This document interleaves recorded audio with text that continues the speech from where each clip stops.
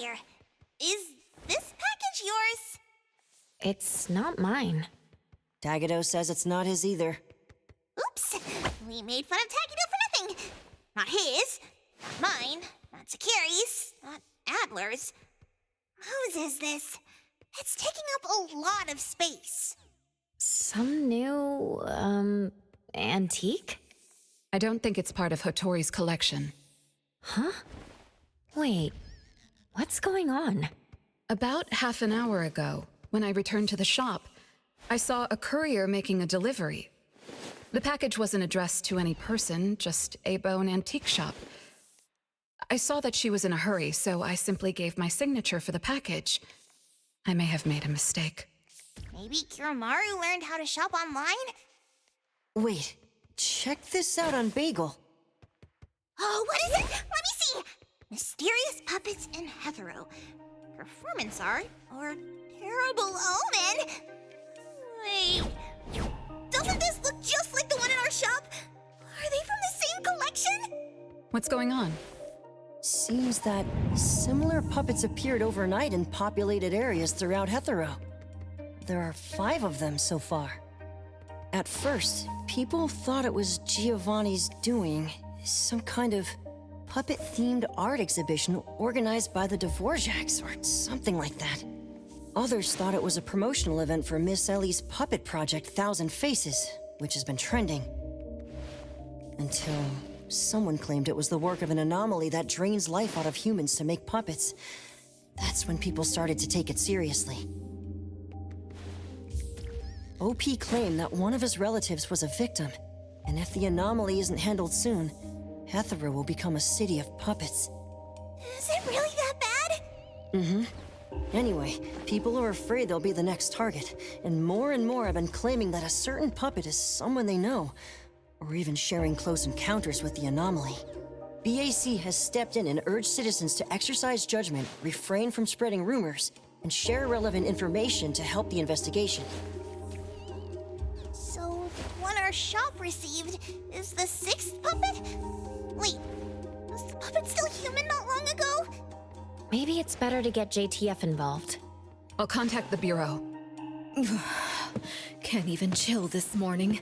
Not all of us can skip beauty sleep and still be beautiful like that woman.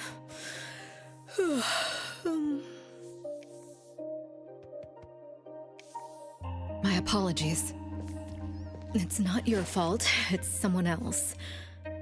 Forget it. So who brought this thing? Take it away, dump it, I don't care. Don't let it mess with the shop's feng shui. We got you covered, boss. JTF will be right here. I don't see you getting excited about bringing customers over, and you're bringing JTF to the shop? You kids better not have stirred up trouble again. Here's what happened. In any case, we'd like you to come to BAC to assist with our investigation. We'll have to leave the shop for a while. What do you think, Hotori? Well, the business of the BAC matters more than ours, so we'll comply. But the BAC will compensate for missed working hours for Precious, Daff, and me. Why am I included? Of course. The BAC will provide reasonable compensation for losses incurred from taking up your time. Boss, I want to come along too. There are no Misties to catch today. The shop isn't closing for the day. Someone needs to handle things until Adler gets back with groceries. Don't blow up the place while I'm gone. All right, you can count on us. Let's get ready to head out. The sooner we leave, the sooner we're back for my nap. Why are you coming along? Alphard woke me up this morning and invited me for a little chat. I thought it was about a bisu. The director's tea is going to taste even more bitter. Come on, let's go. I'll try to get some fawns out of her.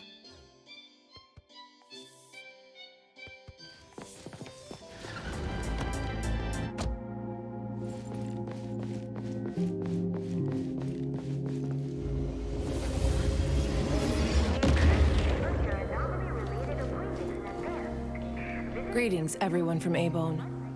ETD-6 is taking over this case. I'll introduce you to the operation lead in a moment. If Nellie's handling the introductions personally, this must be quite the complicated case. Since there's already online unrest, we decided to assign a team specializing in anomaly crimes and meme anomalies.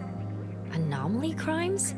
Those refer to human criminal incidents that involve the exploitation of anomaly characteristics, or espers. So, the Bureau suspects that this isn't the work of anomalies alone. There are more and more divisions in the Enforcement Tactical Division nowadays. The puppet from Eibon has been transferred to TempCon. Please follow me.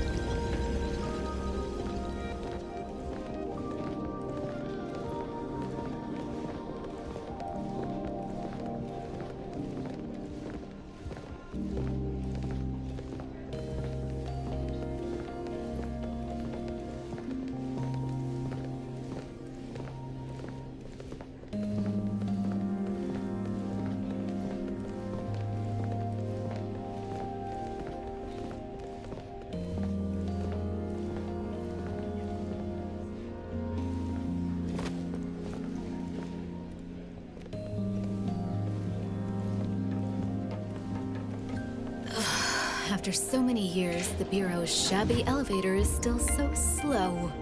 Why wouldn't Alphard spend her budget to upgrade it?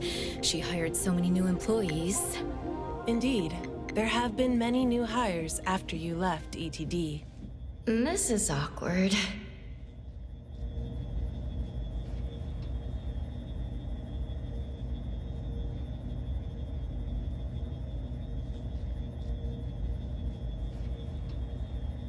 Precious, Daff.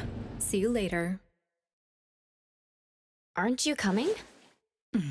I'd love to hang around and meet teams I've never seen before, but my dear Director Alphard needs me for some grown-up discussions. Is it about Ebisu? Should I go with you?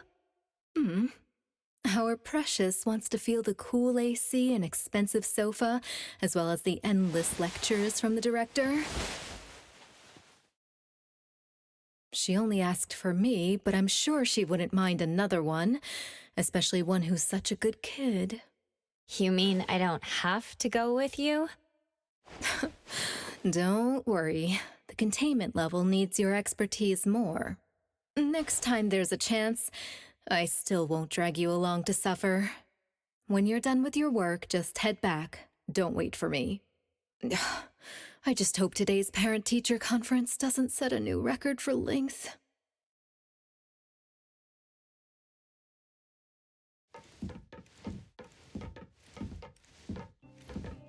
When I first came to the Bureau, Mint brought the anomaly to TempCon here, right?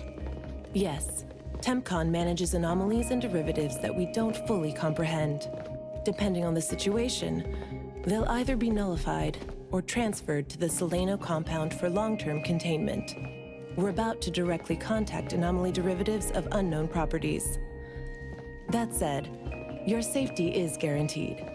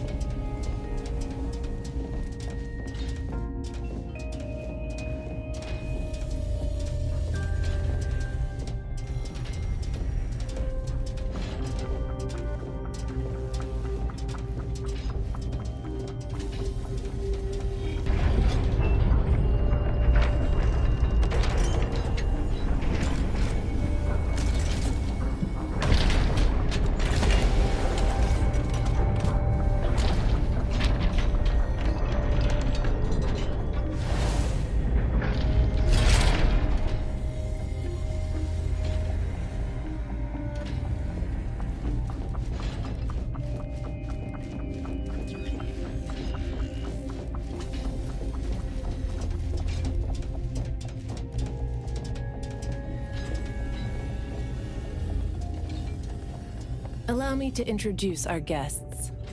These are anomaly hunters from Eibon Antique Shop, Daffodill, who witnessed the suspect in the puppetization case, and the Appraiser, who has keen perception of anomalies. This is Chaos from ETD-6. Hi there. This is Lavinia, an operative from the Egosh Court. We'll be relying on the court's support for intel related to unknown anomalies. Blackbird was unable to attend today's meeting in person, so I'll be covering for her. Greetings to the people of Eibon. Greetings. Now that everyone's here, let's get started. Who received the package? Tell us what happened. It was around 7:30 in the morning. I saw the delivery person place the package at the shop entrance. She approached me for my signature, saying she was in a hurry for the next delivery. I did not think too much at the time, so I signed and took it into the shop. But looking back now, the whole thing was pretty strange. The package was marked fragile, and the delivery person told me to handle it carefully. But the packaging was flimsy. Do you remember what the delivery person looked like? A young woman, not particularly tall. Short hair, in a Cool Express uniform. I didn't get a good look at her face, since her baseball cap was in the way. Curious. From the package to the delivery person, everything was fake. According to our investigation of the Cool Express in Bridge Crossings, the delivery person responsible for Hankaku Street does not match Daffodill's description, and their work records show no irregularities. The shipping records from the package center also show no fragile items being delivered to Eibon. Someone disguised themselves as a delivery person just to give Eibon a puppet? Correct. The question is, why would anyone do this? Considering this may involve matters affecting Eibon's interests, I'd like to consult with both of you. We also don't have any leads. Sorry to interrupt. I was thinking, what if this person wanted the Appraiser's help? A puppet that allegedly was transformed from a human, wouldn't it retain traces of an anomaly? If that's the case, a client should have come forward to explain the situation. Even without a client, what harm is there in examining a gift at your doorstep? Can I take a look at it? Please, go ahead.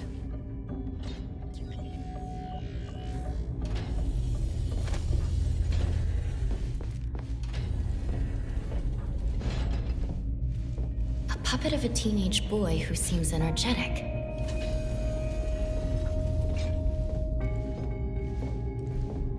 A puppet of a young woman with a gentle expression.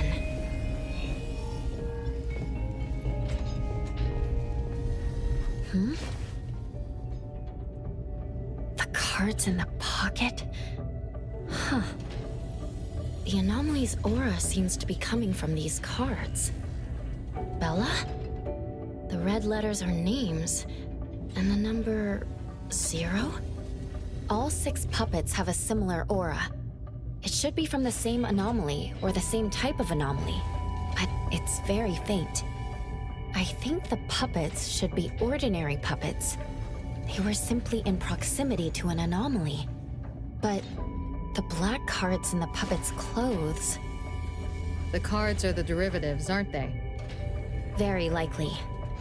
So people being attacked and turned into puppets by anomalies is just a rumor. Pretty much what I expected. Who would spread rumors on Bagel to cause panic?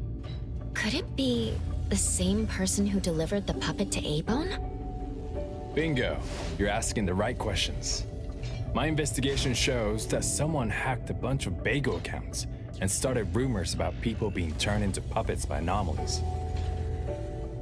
This is starting to affect the citizens of Hetherlum. Take me, for example. I have a neighbor who never misses her daily dog walks, rain or shine, but she's scared of getting caught by the anomaly and began to ask me to run errands. Who's ever out there watching and laughing at us right now, feel free to pop champagne.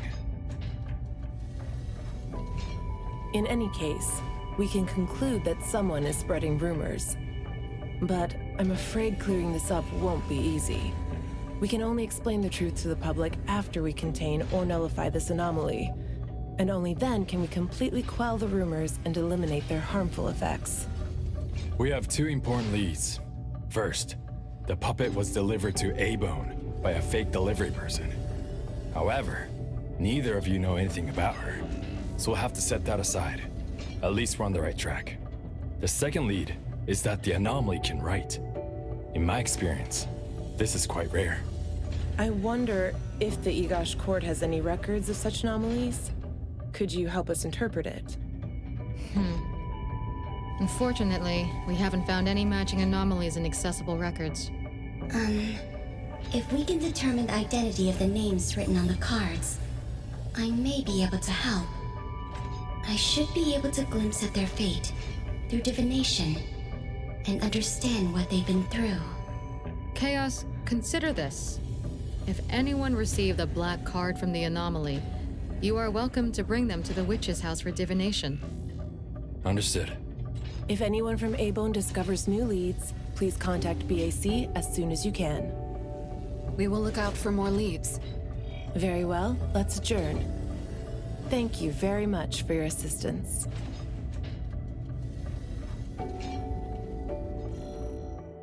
Who could it be? If only I paid more attention to the delivery person. Daffodill, you couldn't have expected this to happen. Eibon's safety is my responsibility. This time, I left my guard down. Still, it's good to know that no one was actually turned into a puppet. Looks like Kotori isn't finished yet. Appraiser, if you're tired, you should head back. Let me handle the rest.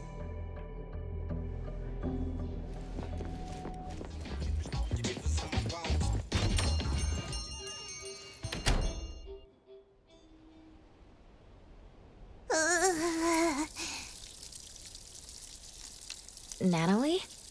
Are you okay? One last spot. Alright. Nanally's special training of watering flowers and horse dance complete. Watering flowers in horse stance? I'm learning from my master. Integrate every bit of training into daily life, using the weight of the watering can to increase the training intensity. How's that? Pretty clever, right? Oh? I water flowers like a normal person. Exactly. To master, this is just normal. My training isn't good enough yet. That's why I keep wobbling around.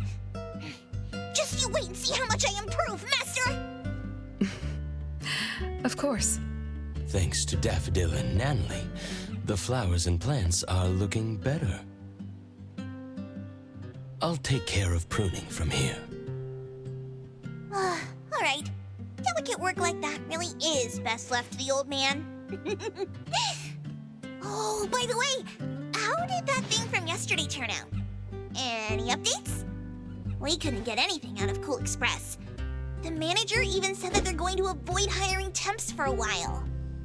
There goes one of my reliable side gigs. The Colucci's funds are running low. Why do you think they're sending puppets to our place in Eibon? Could it be the anomaly is challenging the Colucci's? Was the puppet sent to deliver some kind of message? What message could that be? Like a coded message in Sin City Chronicles. This is some kind of hint. The hint is something that I, Peachy Daime, should definitely be able to figure out. If that's the case, shouldn't the recipient be you? No, you're right. Why does it only say Eibon? Could it be that I, Nanally Colucci, am not famous enough? If it only says Eibon, then who exactly is this hint for? Or could it be meant for all of us? We have a guest. Hello? Is this Eibon? Are you anomaly hunters? Welcome to Eibon. You must be here for an anomaly commission. Yes. What do I need to do? Do I sign a contract? Do I have to sign up for something? Ah, this must be your first time seeking help from anomaly hunters. Don't worry. Please, have a seat. These are Eibon's finest anomaly hunters. Feel free to share with them any troubles you have. I'll make some tea for you. Please, wait a moment. Okay. Sorry, I don't know how this works. If you don't mind, let us ask you some questions. That way we can help you figure out what you need. Okay, leave it to me. So, have you encountered anything strange recently? What should I call you? Renee is good enough. I think.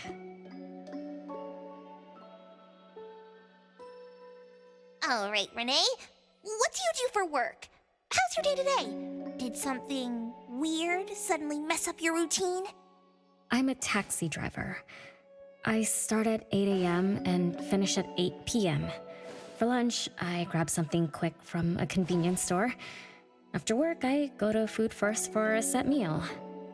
The weird thing is, for the past few days, every night at exactly 9 p.m., this strange guy in a cloak shows up and attacks me. Though he looks scary and hits me pretty hard, when his attacks land, I don't feel a thing. I just cover my head and let him attack me for about 10 minutes.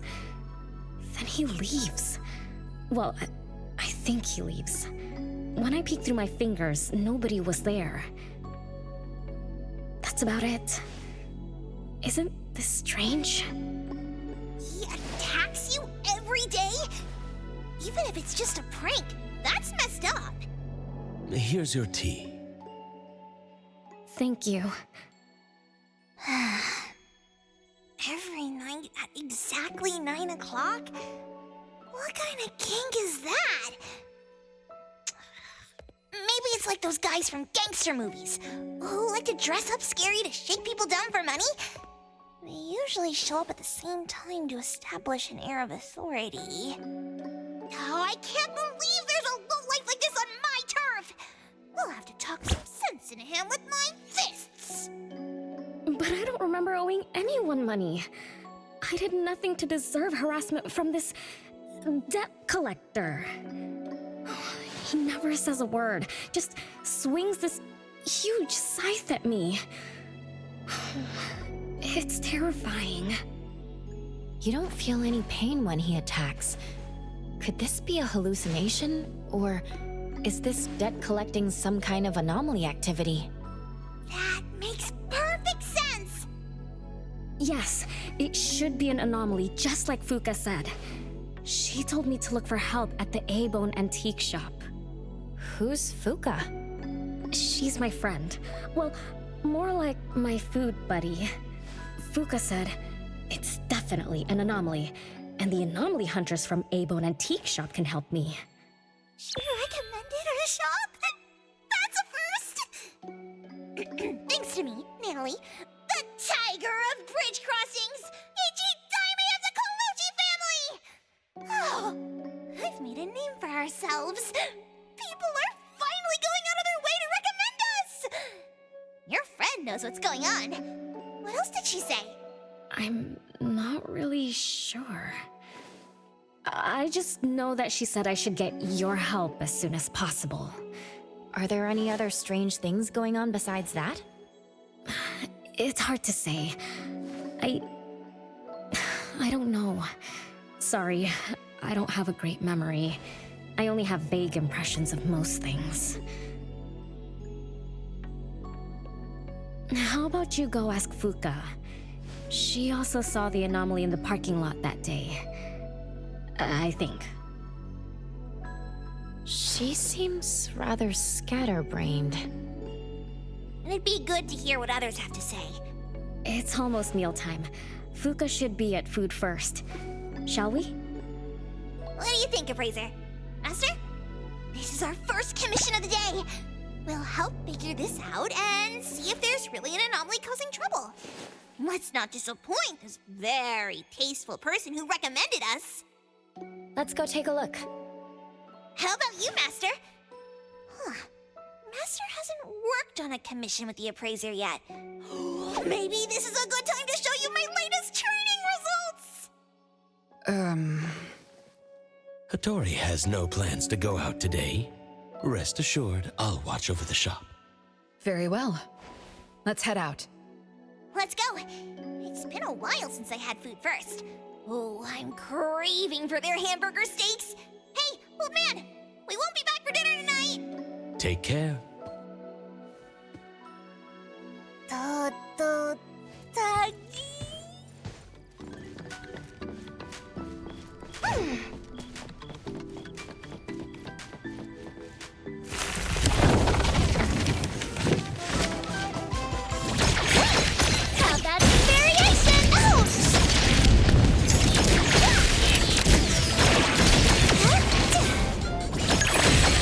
Lacrimosa.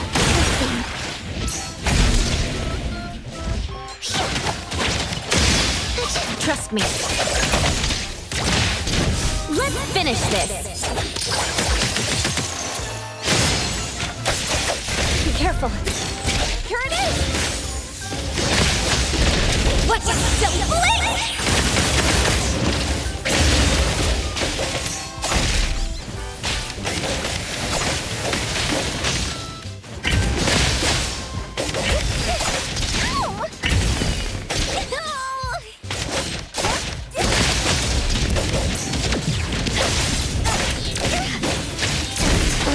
Lacrimosa.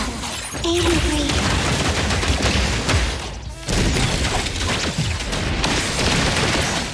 I heard your... Now it's my time to shine!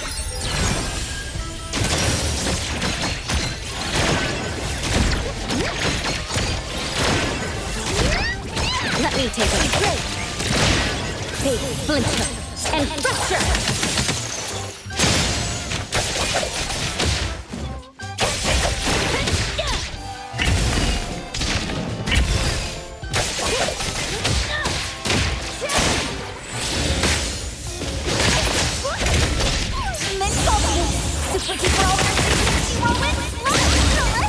One step closer to becoming a reliable senpai.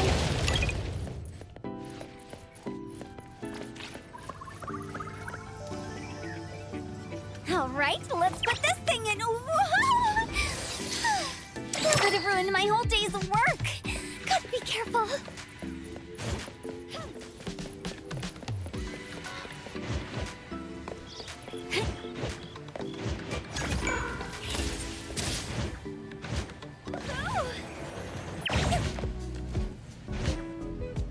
Riding the wind.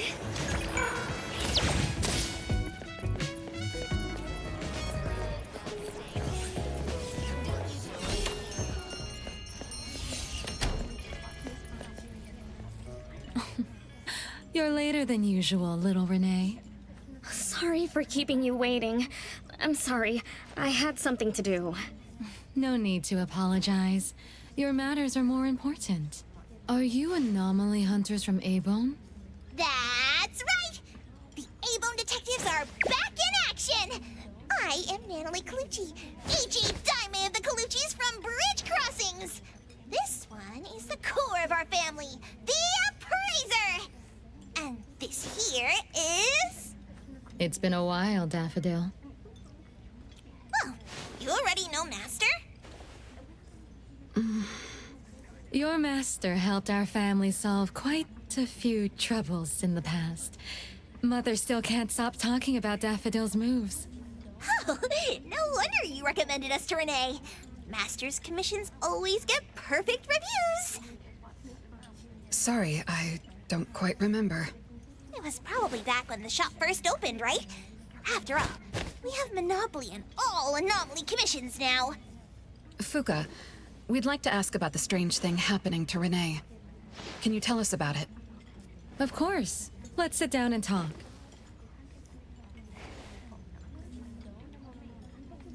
Two nights ago, Little Renee and I finished dinner and were about to head home.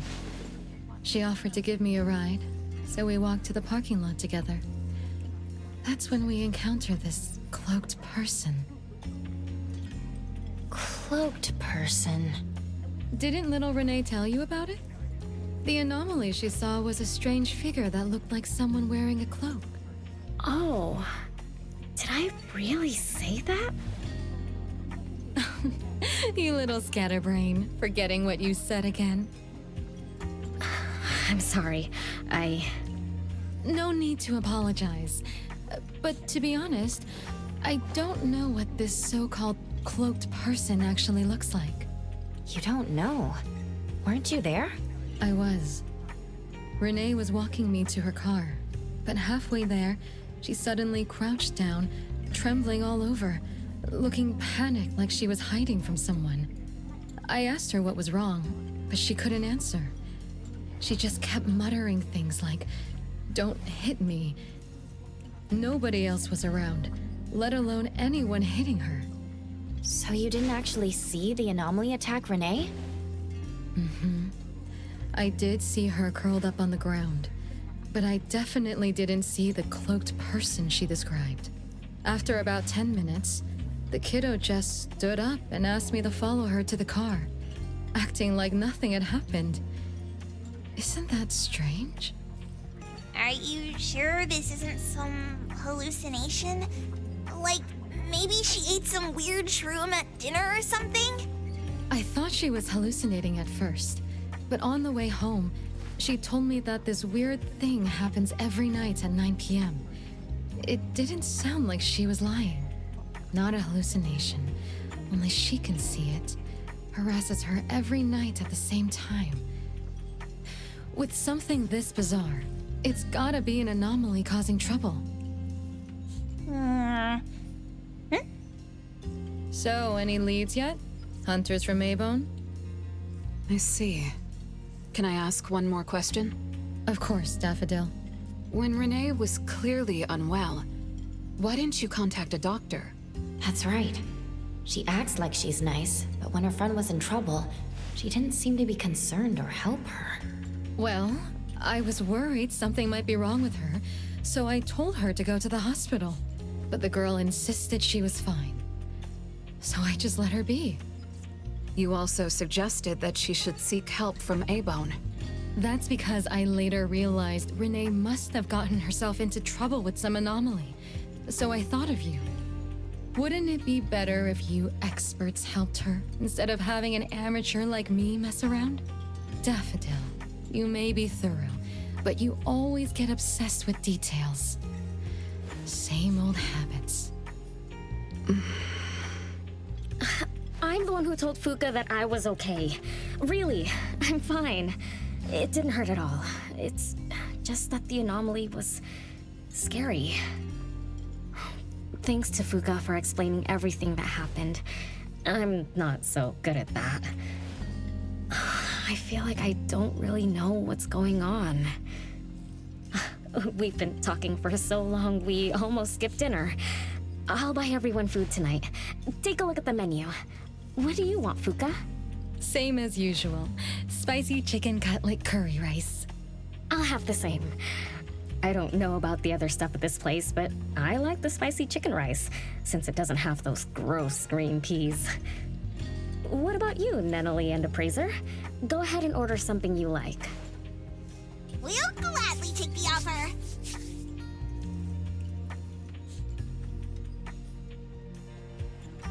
It's 2 minutes before 9 o'clock. According to Renee, the anomaly will appear in the parking lot right on time. I wonder if we'll get to see that cloaked person show up to collect debts. From what Fuka said, not everyone can see it, right? Or maybe ordinary people can't see it? It might not be a weirdo in a cloak either. After all, she's a bit scatterbrained. She could have gotten it wrong. There are many anomaly hunters here to protect you today. No need to be afraid. Thank you. You always take care of me. Then I'll walk ahead. He'll show up soon.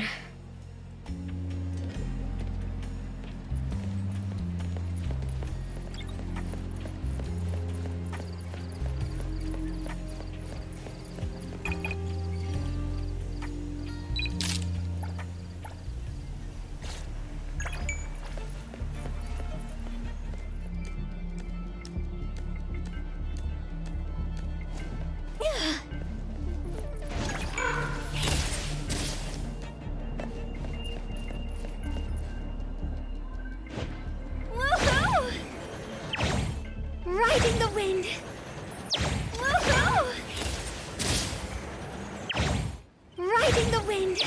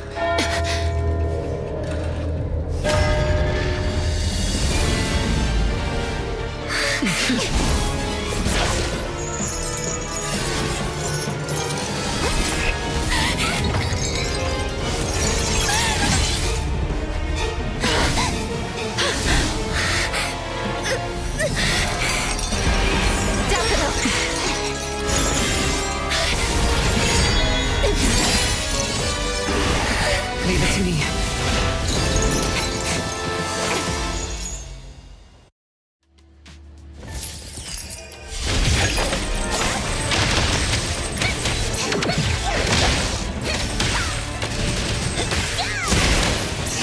Can't touch this! I will. Hero to the rescue! You can challenge me? Just a tickler.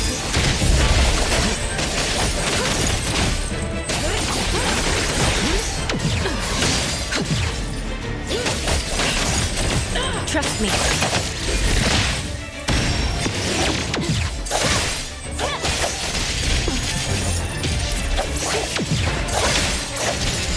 Fight it! Fight hero! It's covered! Take that! The city's mine!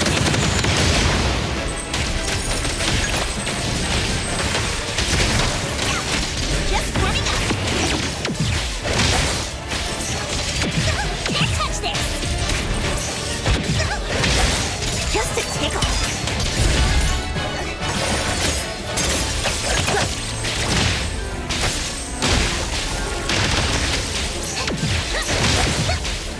You can challenge me? Nice work. Nowhere to hide.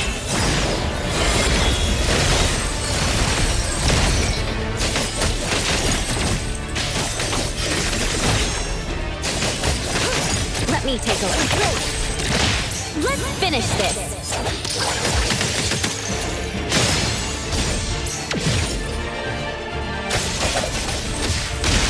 Everyone, follow my command!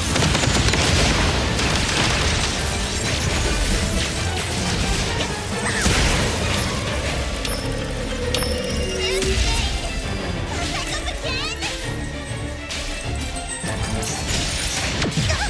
Can't touch this! Wait, Eric! You can challenge me? Just warming up! Nice work.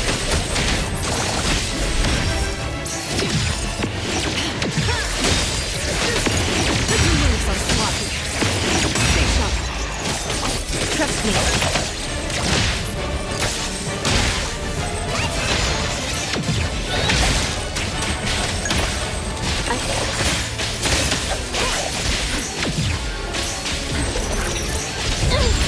My mistake. Big splinter and fracture. Be careful. It's covered! Take that! The city's mine! Just warming up!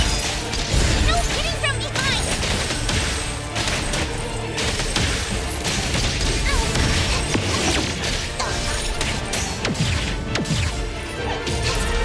Can't touch this!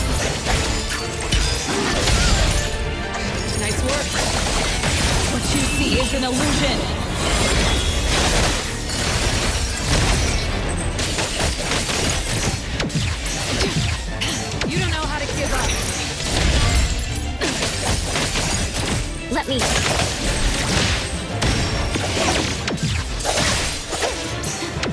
Feeling good.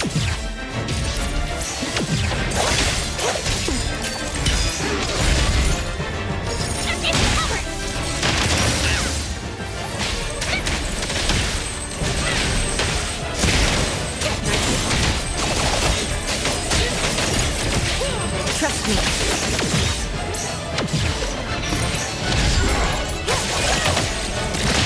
Let's finish this.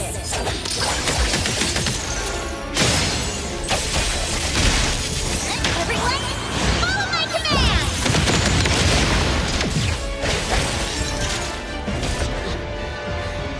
How did it get away? Don't tell me I'm getting rusty! Ugh.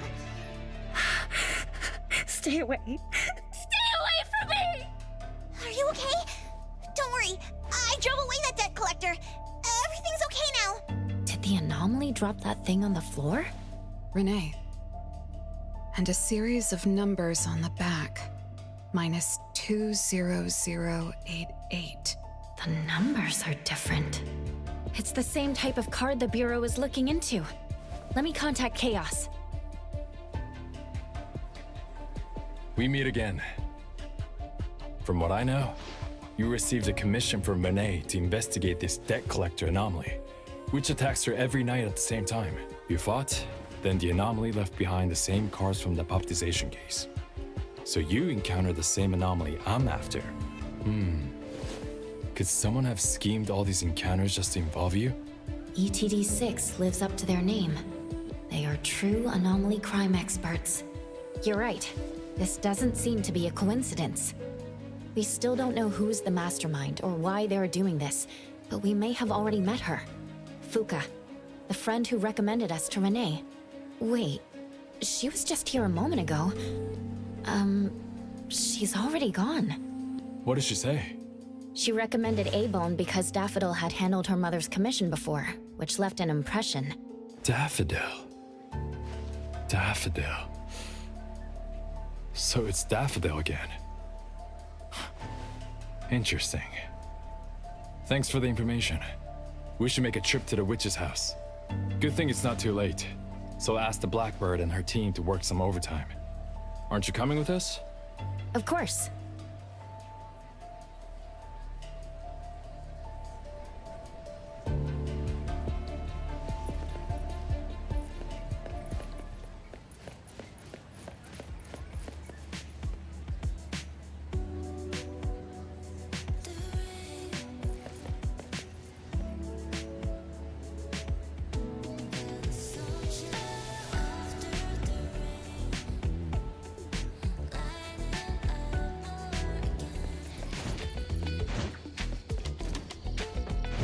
Riding the wind.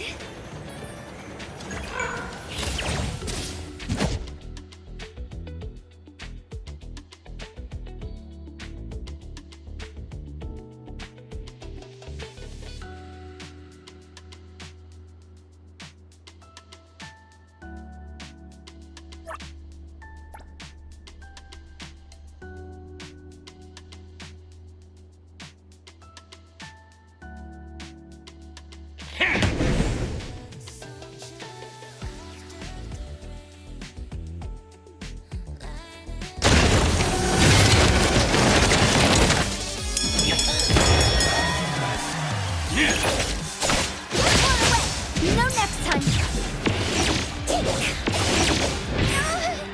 Leap blade, then swim great.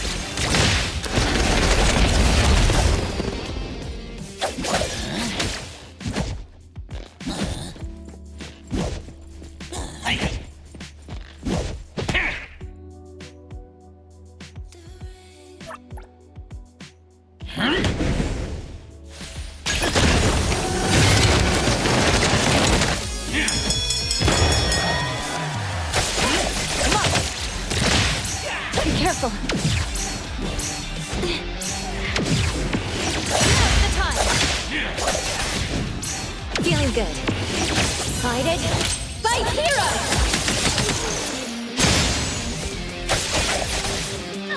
Leave it to Lacrimosa.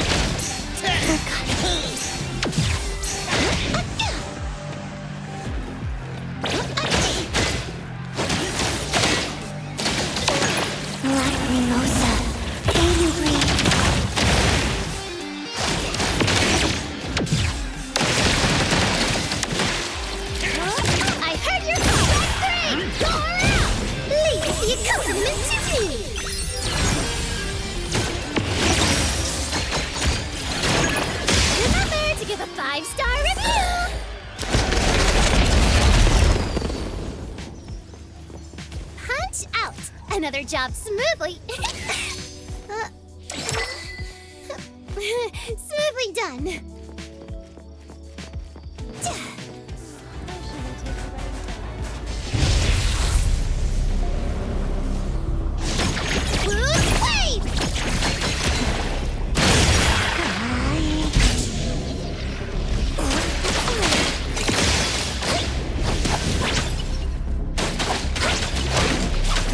Let me take them. The more the merrier.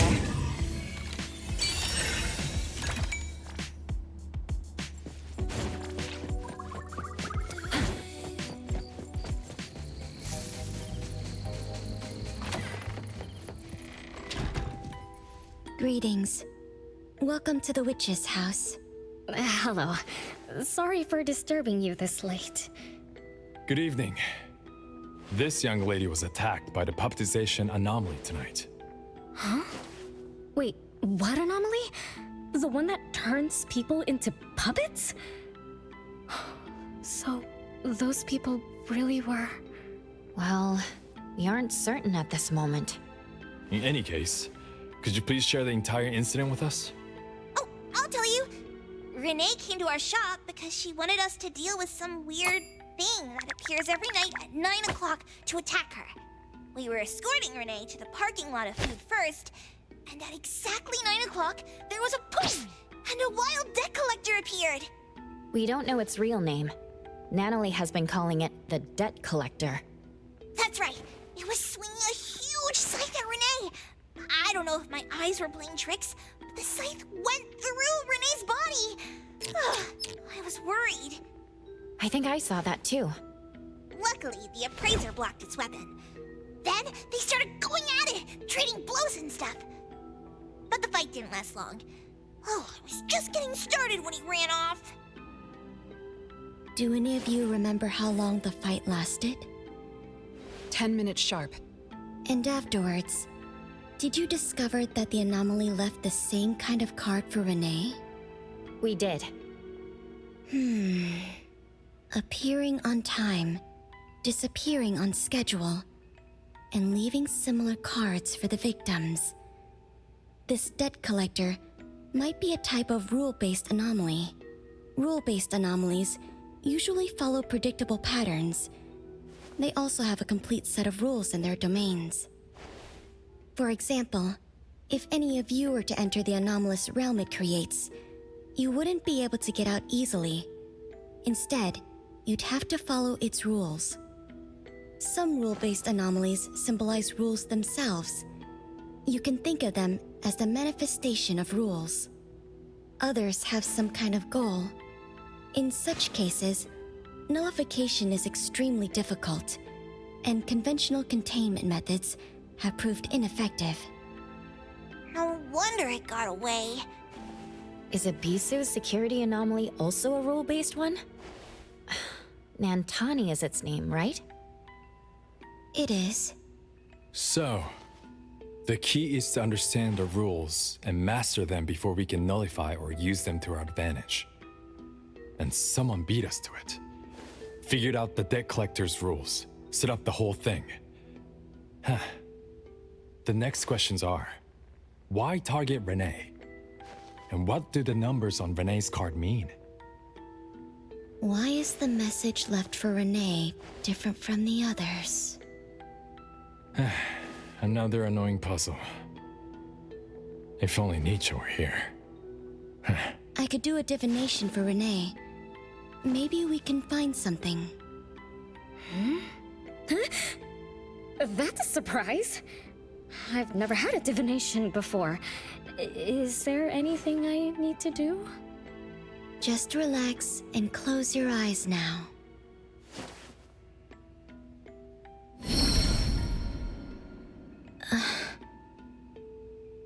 Oh, lost child of fate. Your tomorrow is trapped in blankness. Wait, what? What trap? What blankness? I thought divination is about tomorrow being lucky or a sunny day. Oh. Your fate is rather unusual. I'm afraid I can't give you further interpretations. But I once performed a divination for another woman with the same result. You might share similar fates. Her name was Dolores, head of the Constantine family. She was tired of her life, saying she was never truly alive. Yesterday, today, tomorrow, each day was equally empty and void of meaning. I think that was because she lived for far too long. Huh? She lived for a very, very long time? They say that Lady Dolores is an immortal with eternal youth, that she made a deal with the devil for unlimited lifespan at a huge price. However, eternal life can be a curse, and the Constantine family met their demise decades ago. That was when most people didn't know about anomalies. People simply believed in curses. From what we know now, she was either a long-lived Esper, or she made a contract with an anomaly. Lady Dolores told me that she is one without heart, which is the truth about the curse of immortality. No heart, no bonds, no attachments. Alone, her memories of the past grew dim through the years. Neither does she pay attention to anything happening around her. All she had was a numb void. But she still yearned for lasting companionship and loyalty. So she sought divination from me to find a way to change things. Perhaps because her future extended indefinitely, with no end in sight.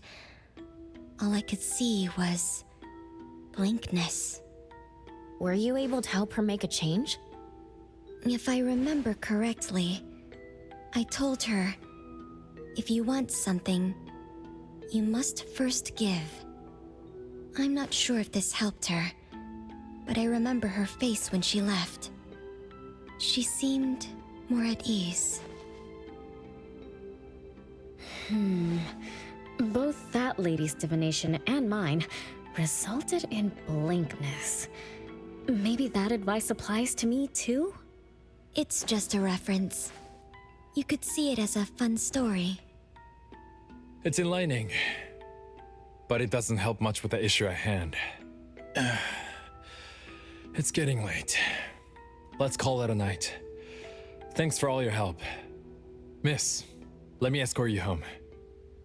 Okay. Thank you, Chaos. Blackbird, thank you for your time. We'll head back now.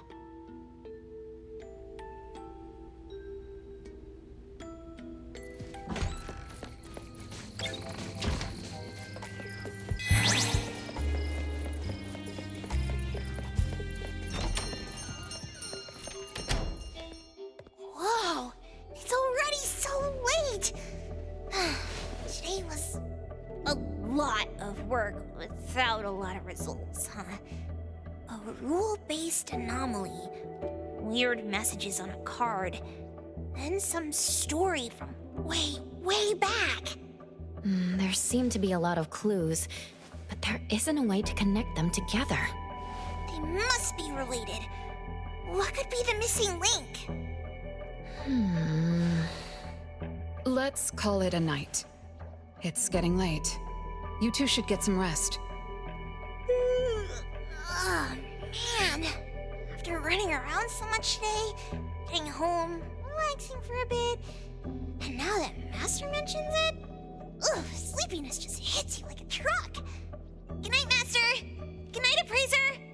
Good night, everyone. I apologize, but bedtime is going to have to wait. Is there an emergency?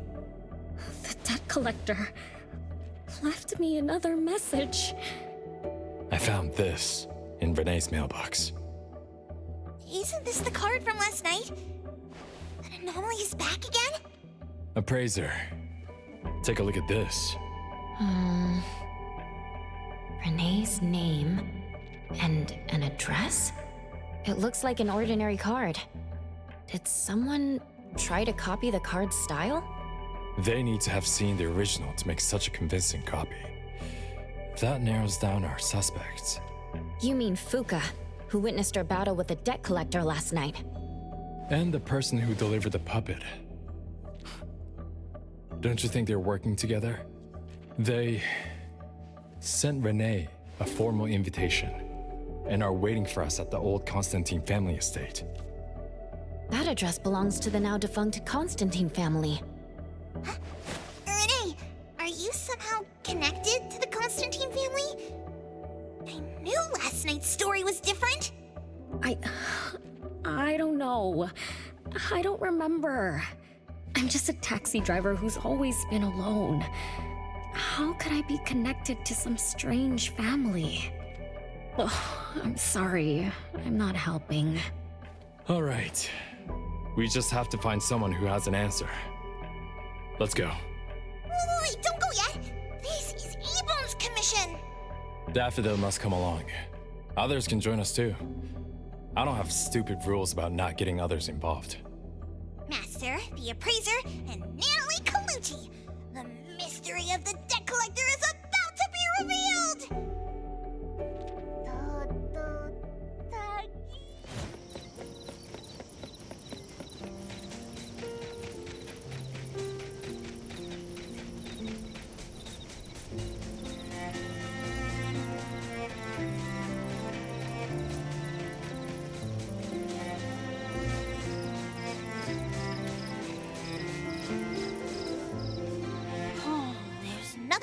Except for some skinny cricketry. How is there nothing else? Was there really a big mansion here before? It's a cherry blossom tree. I didn't notice before, but wow. It's grown so tall already. The branches might be thin, but they're sturdy. Nanally, do you want to climb it? Me? Climb the tree? Now? Let me see if there's a good angle to climb. It's been a while. I'm not sure if I can do it. Or maybe it's because I was smaller when I was a kid. I could just hop and reach the top. But now... maybe it's better not to try. Huh? Why are you all looking at me? I'm sorry. My bad. This isn't the time to be fooling around. Let's have a climbing competition after we solve the mystery. Let's get back to the case. Renee said she's been here before, specifically when she was a kid, and that she used to climb this cherry blossom tree. You are connected to this family after all. Did I just tell you all of that? Yep. You said you climbed this tree when you were a kid. When you were a kid. Back then, I climbed all the way to the top of the tree, wanting to pick the prettiest cherry blossom for my sister. But it was so tall, and I was too scared to climb down the same way. Luckily, someone caught me. Huh? Was it my sister? Or Mom?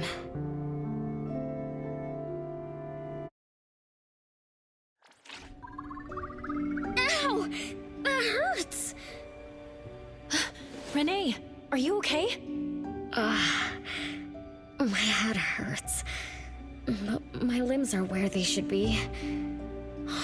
What about you, Appraiser? I'm okay too. Where are we? What just happened? I'm not sure, but it looks like we're in an anomalous realm. You remembered climbing the cherry blossom tree as a child, and we got pulled in. Nanally and the others aren't here. We might be separated. This is my fault. I'm so sorry. I had no idea this would happen. No worries. It's not your fault. Besides, we hunters are used to being pulled into anomalous realms. The real question is, how did we end up here? What a grand entrance. This must be some wealthy family's mansion. Such as the residence of Lady Dolores, head of the Constantine family. Have we traveled to the past? Not necessarily. Maybe the anomalous realm is simply recreating scenes from the past. Do you recall anything else from when you were a kid? Anything helps. I can't. My brain is still foggy. But I can feel this. Ever since I got here, I've been having a sense of nostalgia. You must be somehow connected to the family. Whoever brought us here knows that. But didn't the Constantines disappear decades ago? That doesn't match up with my age. You're right. What you just remembered was from when you were little. If you can remember more, maybe we can get closer to the truth. I'll do my best. But how do I do that? Let's look around. Maybe we can find the key to your memories.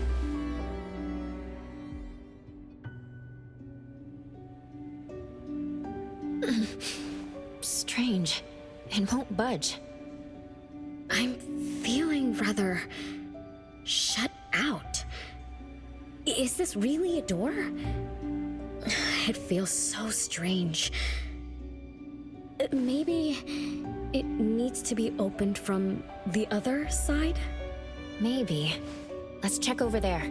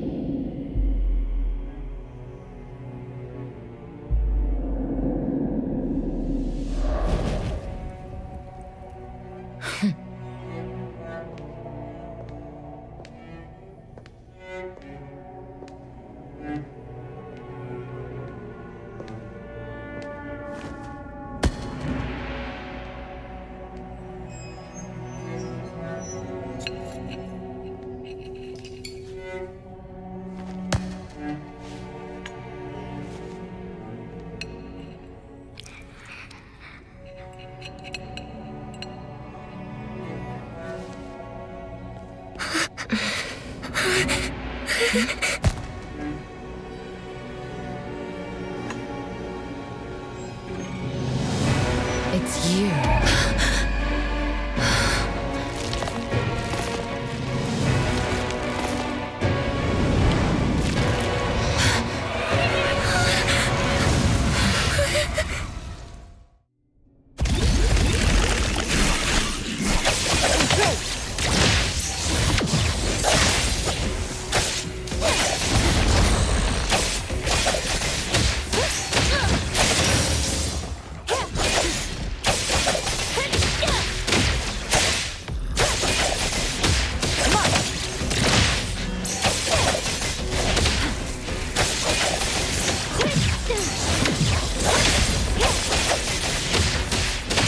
Finish this. Feeling good.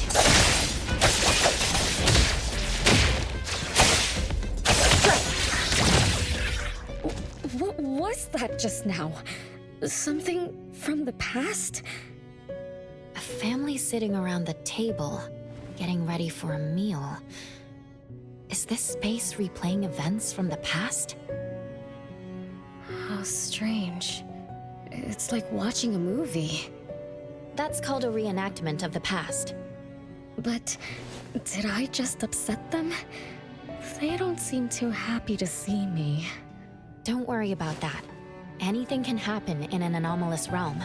In fact, hostile anomalies are rather common. Do you have memories of what we just saw? It somehow feels familiar. Especially with the person who lit the candle. But, I'm not sure. That lady. If she's from a memory, how could she make eye contact with us, who are in the present? Am I just overthinking? 1 o'clock? It's 1 o'clock already? Bell chimes? When the debt collector appeared, it also sounded like this. Could this be related to the rules it follows? Let's go check the entrance hall.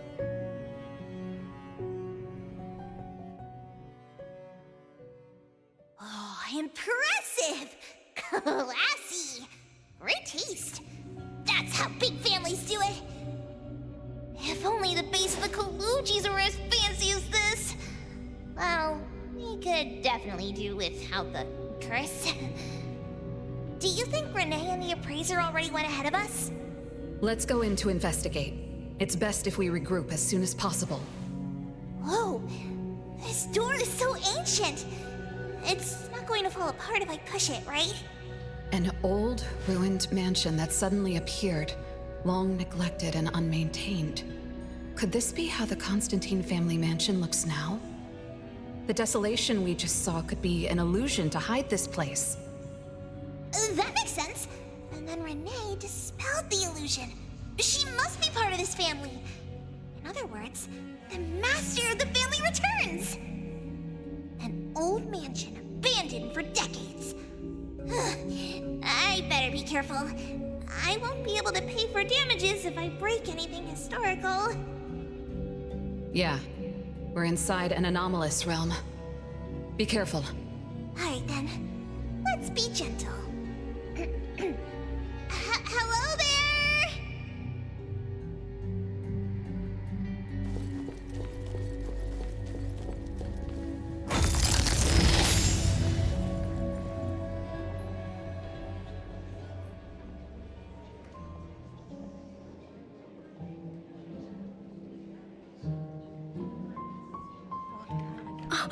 It's that lady from before.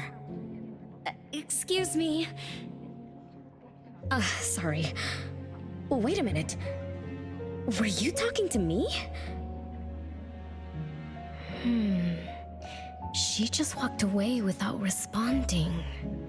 I'm so confused. We can talk to people from the past?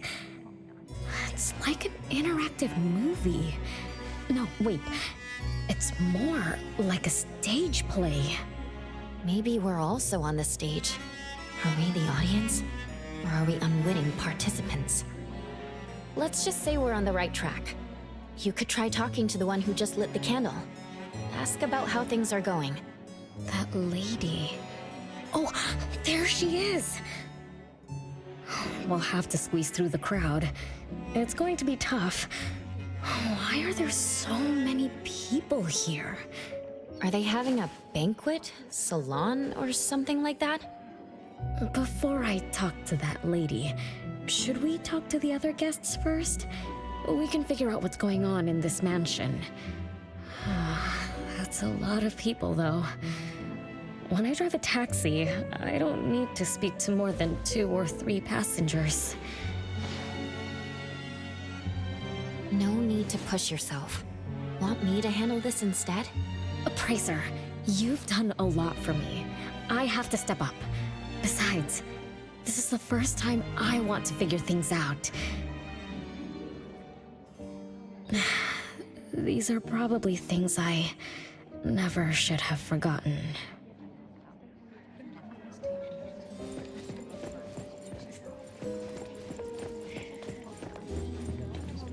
I might not have another chance like this.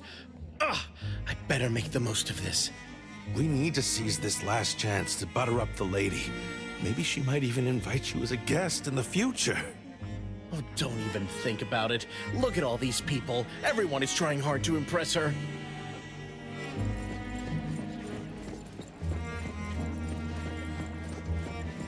Which family does that young girl with the white hair belong to? How come I've never seen her before? That should be Bella, the eldest daughter of Lady Dolores. She is the organizer of this farewell banquet. Her daughter is already that grown up? She doesn't look that much older than her daughter. Shh, keep it down. You know that woman is cursed. Oh, what a shame. I was hoping to introduce my brother to Bella.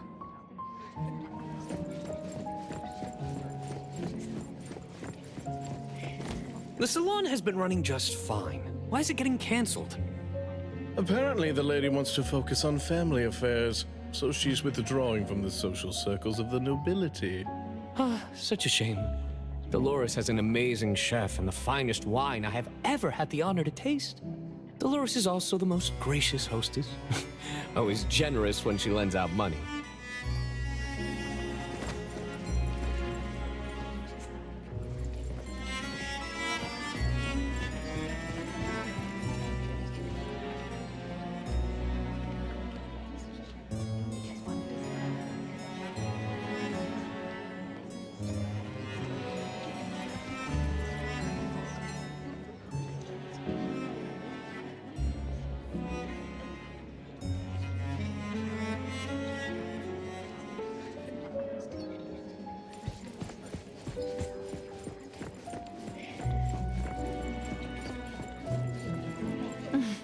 woman is finally stepping down from the stage.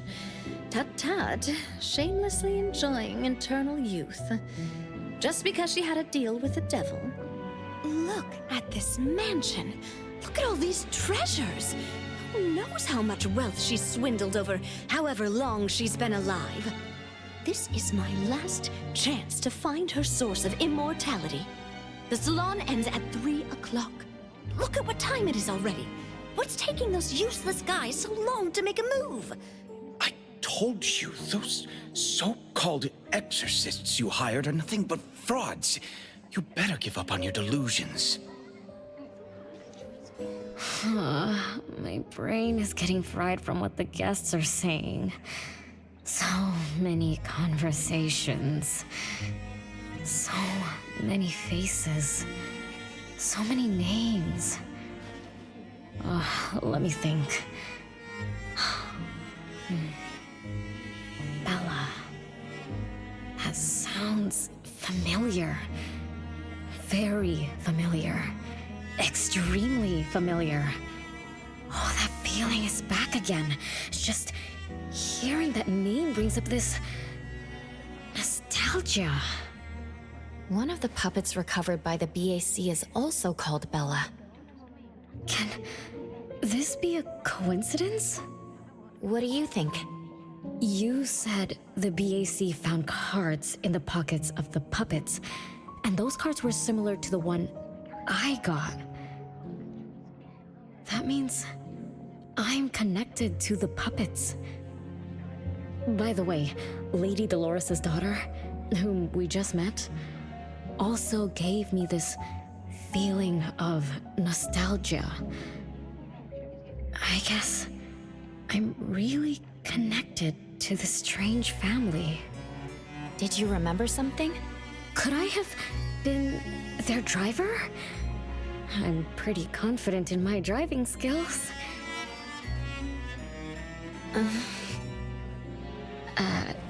No? Why don't we find Bella and ask for confirmation? That's a good idea. I want to talk to her, too.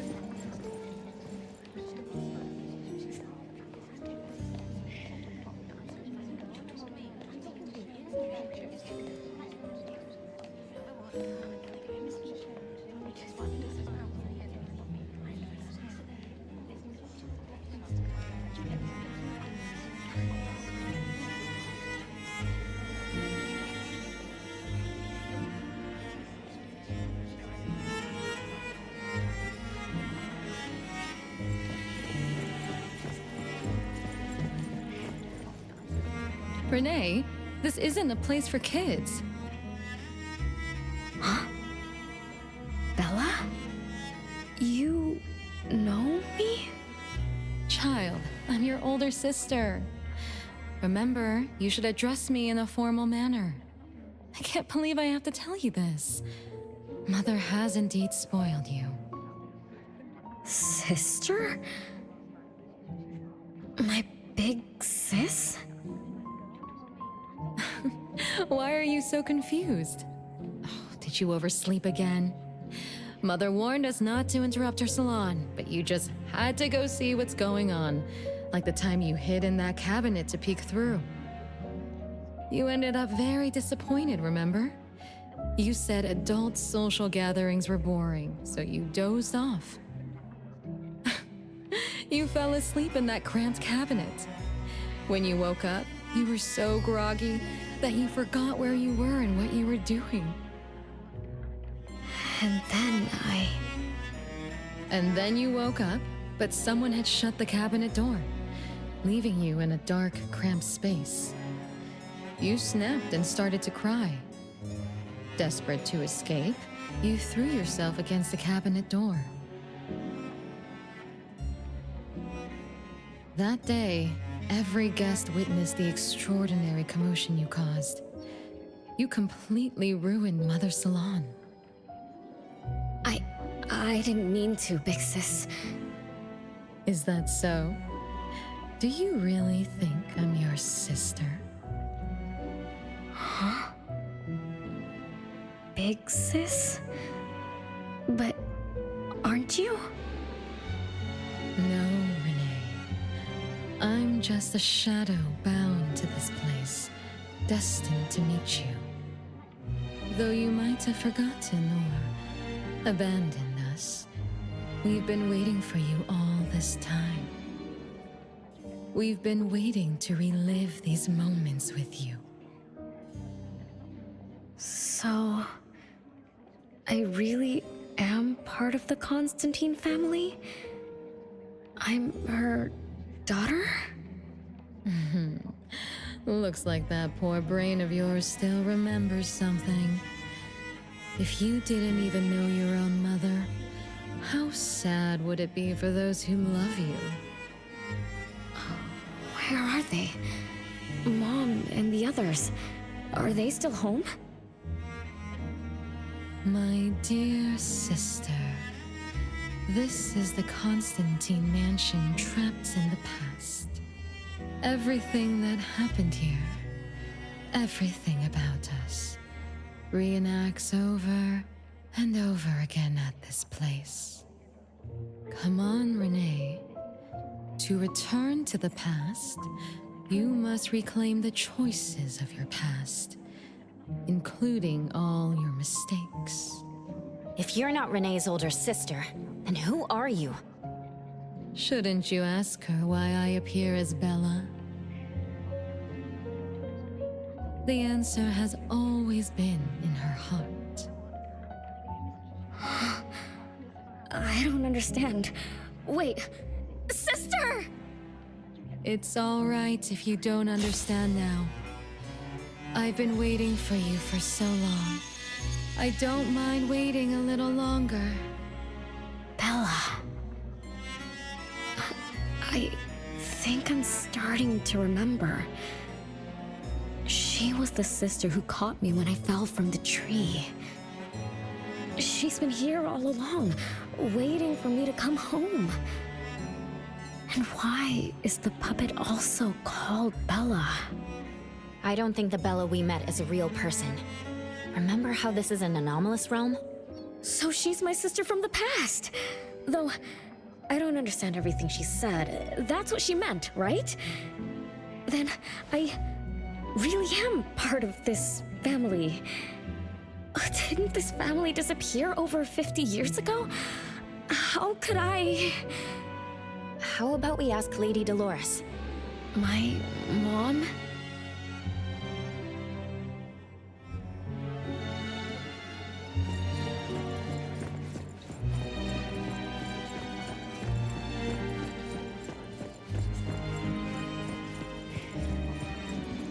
Hello, can I pass through?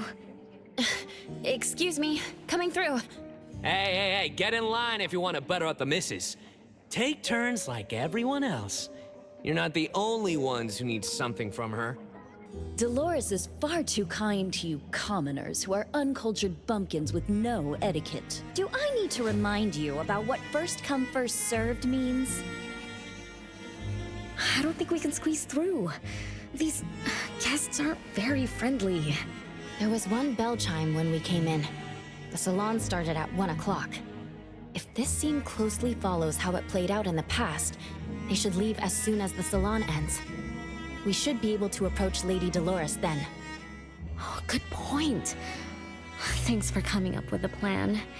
I couldn't have done this alone. When does the salon end again? It should end at 3 o'clock. So we wait until the clock chimes 3 times.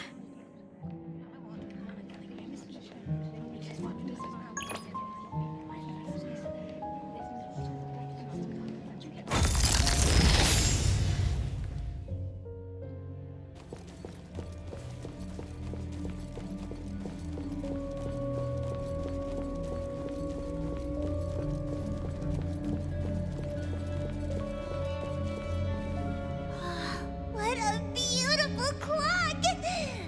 Is this what history feels like? Why is it stuck? Let me fix it. Wait. What's wrong, Master? Is it dangerous? It's best to remain vigilant in anomalous realms, especially with clocks. Oh, right. Debt collector anomaly is also related to clocks. Blackbird once mentioned that rule-based anomalies follow established patterns strictly. It would be a good idea for us to pay close attention to time. Got it, Master. We look around for clocks, watches, and stuff like that. But, I guess I was in a bit of a rush. It doesn't seem it cost anything, though. The debt collector didn't appear this time. Ouch! My ears! Something else showed up. Hey! Watch this!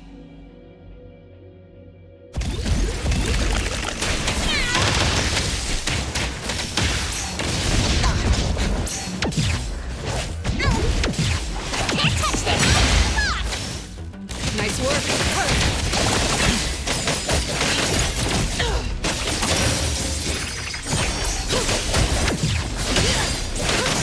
I get it. Just warming up.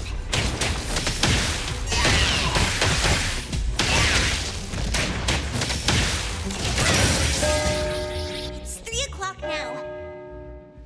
The debt collector shows up every night at 9 o'clock to attack Renee. Until then, let's try to figure out what rules the debt collector follows.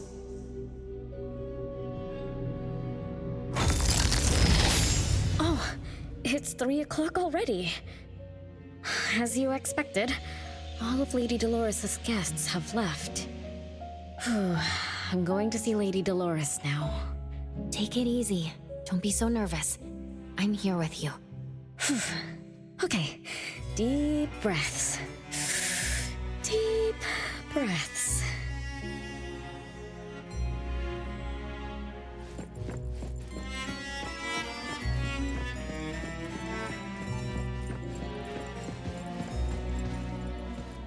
Lady Dolores? Renee, my dearest little daughter. Come here to Mama. No need to hide anymore. The troublesome people are all gone now. Mom? Are you angry with me? I was too naughty. I hope I didn't interrupt your salon. Angry? How could I be? I just didn't want you to see those people too early. To witness the greed, foolishness, and ugliness of those who long for so-called immortality. Are you talking about the people who were just around you? My little pedo, they must have frightened you. I promise nothing like this will ever happen again. This pathetic charade will soon be over. Mom, you've always hated the salons? Feelings of love or hate didn't matter at first. I simply had to run the salons. I had to use these connections to reverse the decline of the Constantine family. Besides, I don't even remember all the little things. But even though my goal was fulfilled long ago, these salons kept going, one after another. Perhaps they weren't the only greedy ones. I was too. I was too young and too foolish. I mistakenly thought gathering them under this roof could bring me some comfort. However, They were nothing but a bunch who envied the family's reputation, coveted the wealth in this mansion, and lusted for so-called eternity. After a while, I came to see them as nothing more than greedy beasts, scrambling for scraps and pandering jesters making fools of themselves.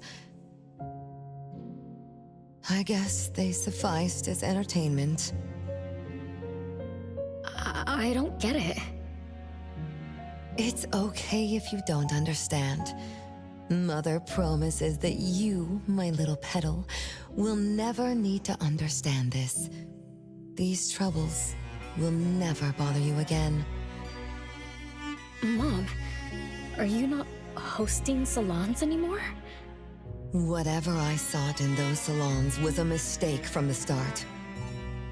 I must correct this mistake, and the catalyst for that change is you, my dear, my little petal. Family is what matters most. You are the most precious gift in my life, as well as the very source of meaning in my stagnant existence. Whatever time we have left, we must treasure every moment together. From now on, as long as I'm with you, as long as our family lives together in harmony, a moment of happiness with family is worth more than an eternity in solitude, even if it's just for a brief moment. Mom, wait! Little Renee, what would you choose between an eternity in solitude or a moment of happiness? Sis! You appeared out of nowhere. That was spooky. Oh, wait. What did Mom mean? And the rumors about the family. Is Mom cursed with eternal life? But how can eternal life be a curse?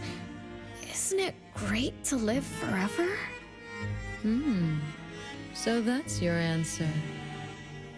Well, having something is better than having nothing, and having more is better than having less, right?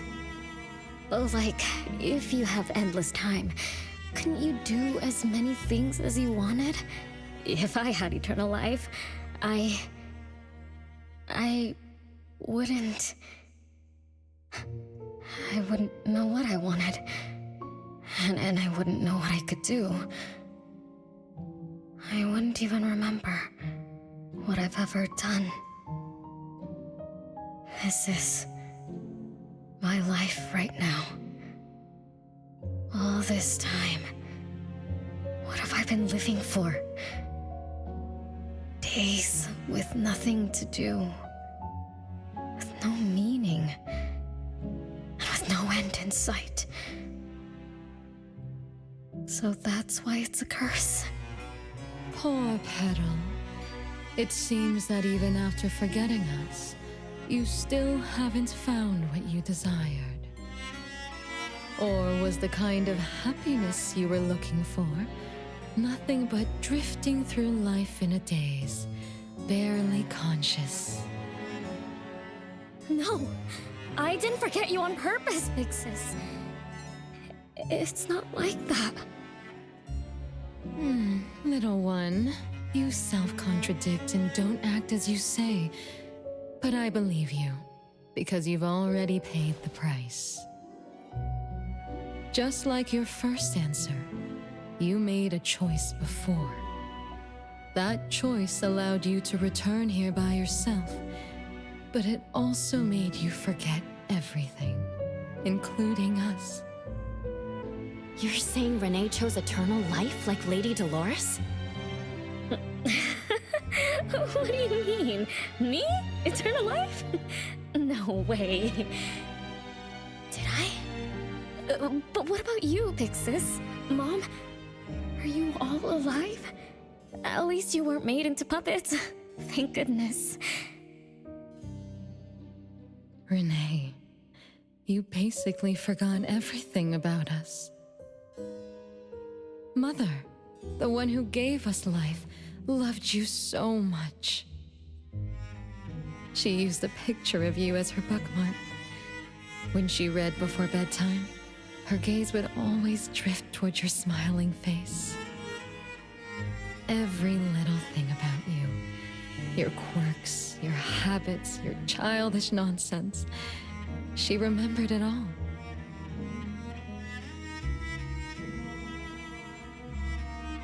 You were the only one she had in her eyes and in her heart, as if the rest of us didn't even exist. And we are the same way too. Mother, Elliot, Teresa, everyone is waiting for you. Won't you come see them? Mom and the other siblings? Everyone's waiting for me? The cherry tree Mother planted in the courtyard is bathing in sunlight and in full bloom. Time has come to a standstill, and moments of happiness place over and over again.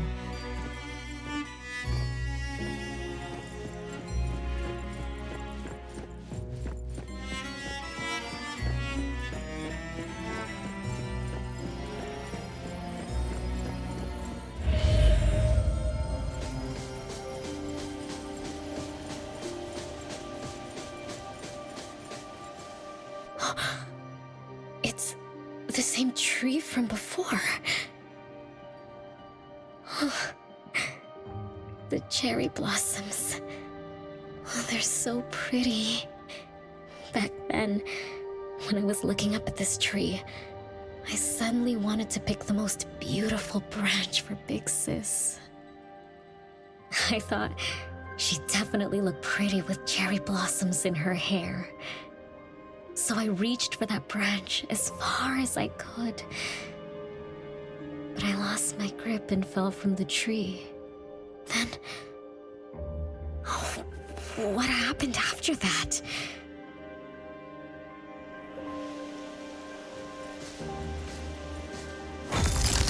This is the crooked tree we saw when we first got here. The flowers have withered. Just like the fate of the Dolores family. Be careful. Looks like we're not the only ones here for the flowers.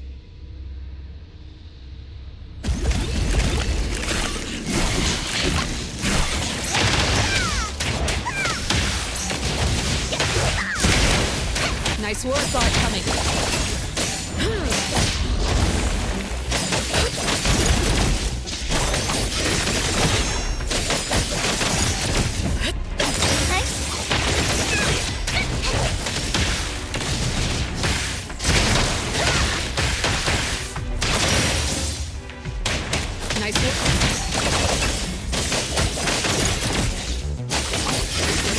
I'm gonna show you how great you take that! The city's mine!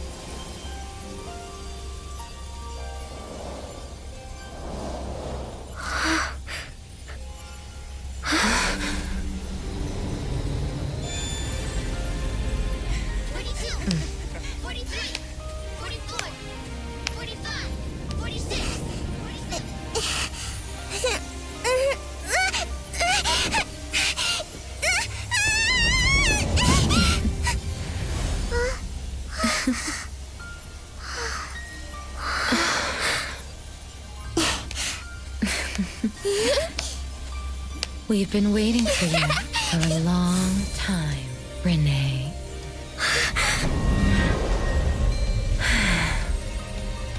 Do you remember the reason we were born? And the purpose we must serve?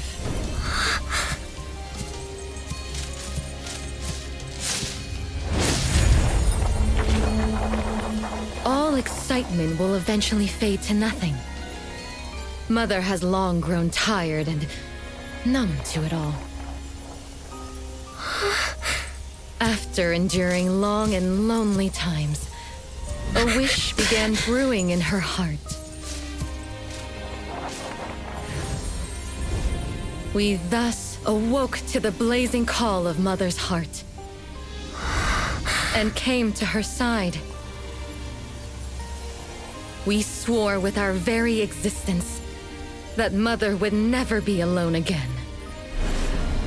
Surrounded by her children, Mother found the companionship and happiness she had longed for. But she didn't stop. She kept yearning for more. Because we weren't able to satisfy Mother's deepest wishes in her heart. However, our Mother's wish was never fulfilled. And that day will never come. The last child to wake up, the most beloved of all, brought nothing to Mother and this family but curses, betrayal, and destruction. And now, she's back.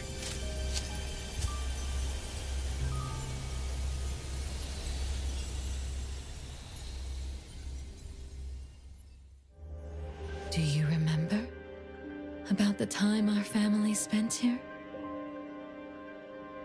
From the very beginning, we were just wooden puppets sleeping in Mother's box. We opened our eyes in response to her deepest wishes. We answered her calling from the depths of her heart. Teresa, Elliot, Yvette, one by one, the children woke up and gave everything they got to put a smile on Mother's face. Those names are the same as the puppets found by the Bureau. This was Mother's miracle. She gave life to the wooden bodies of her puppet children. All of us shared Mother's gift of eternity. In return, we brought her laughter and companionship. The happy times seemed to last forever. But Mother still felt lonely. She was still yearning for more.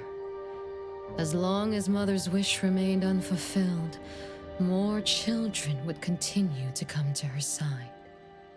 And you, little Renee, are the last child to receive her favor, and the one she treasures most. So, we used to be puppets. And I woke up because of Mom's magic. That must be the Esper ability of Lady Dolores. Our existence, our calling, and our purpose. Everything was dedicated to Mother. Thank you for helping me remember all of this, Big Sis. Unfortunately, you abandoned all of our duties. You betrayed us and committed an unforgivable sin. Sin? I don't get it.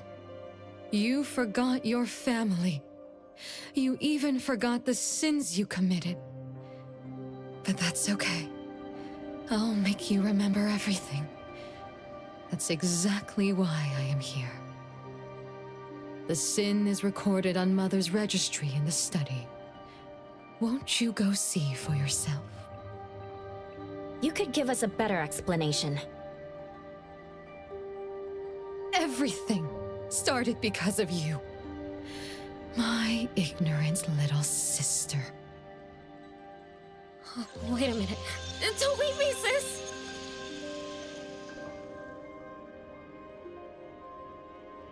Renee, you're remembering something, right? Just like what Bella said. We're all puppets that woke up in response to Mom's wishes. We exist to keep Mom company. I remember many, many things now. I had tea with my siblings. We also played hide and seek at home. But Mom, our beloved Mom, where is she now? Why am I the only one alive by myself? Where did they all go? We'll have to check the study.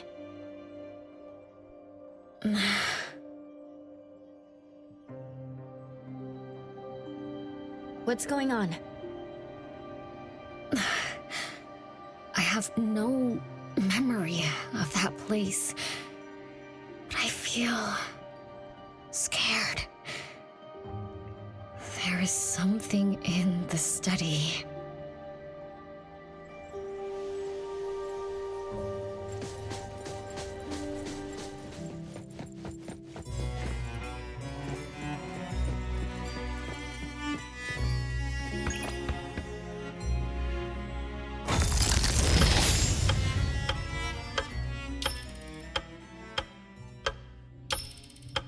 There's no way a crappy door can stop Master of the Ichidaime!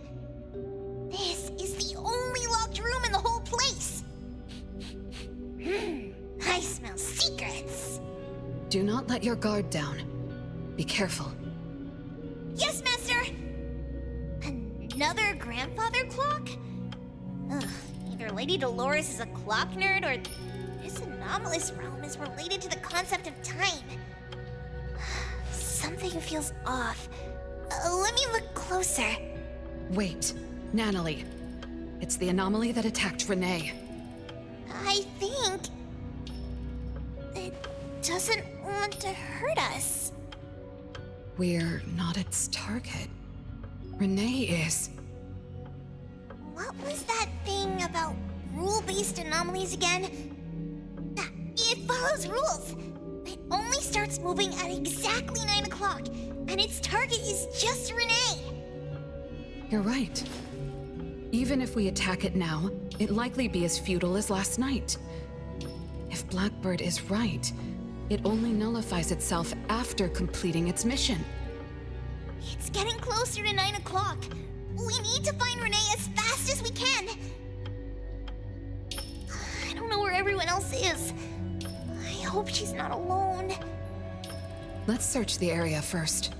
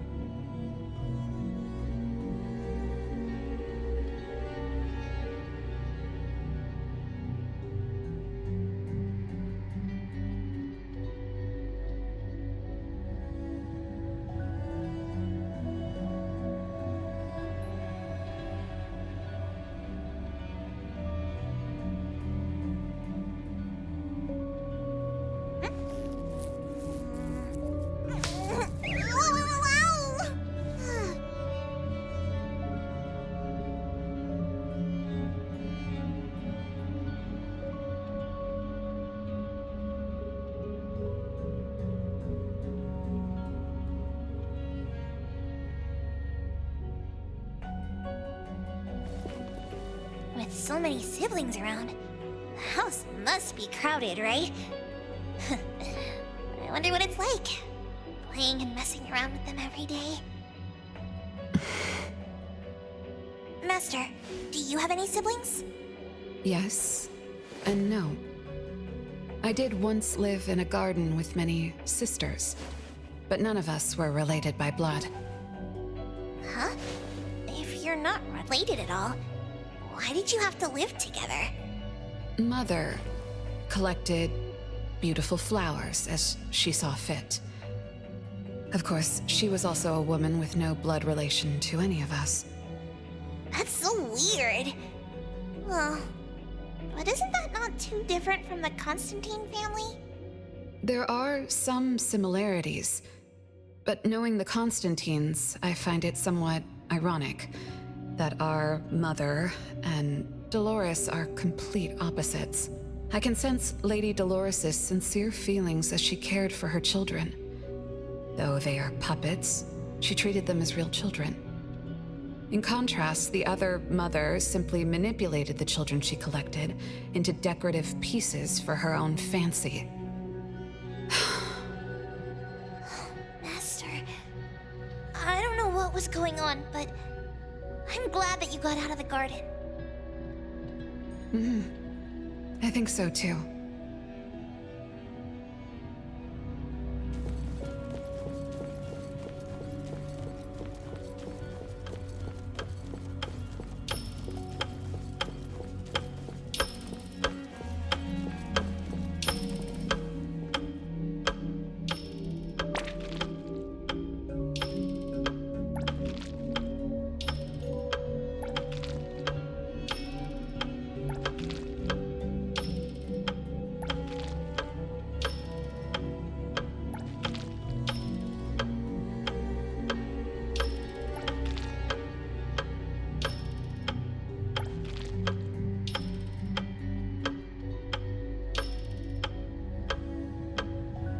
Chances are, Lady Dolores has met her demise. Only Renee's number is different. We won't let it turn into zero. The curse of eternal life, a fallen family, a blank tomorrow. Hints about time are all over the place. Could the numbers represent lifespan? Huh? Let's see. 20,000 days is roughly 50 years. Blackbird also said that the family was gone for about half a century. Wait, does this mean 50 years ago? Renee should have... Based on this line of thought, she should have withered along with the family. But for some reason, Renee still exists in this world. So as the days go by, she's just... racking up life debt? If the debt collector abides by the laws of nature, then I believe you're right. All creatures abide by the laws of nature. Birth, aging, sickness, and death. Those who defy them must pay a price. Even espers with near-infinite lifespans pay a price when they gain their abilities. Renee, what price did you have to pay? Why did your life freeze 50 years ago, instead of reach its end? The debt collector must be hunting you because the laws of nature require your removal.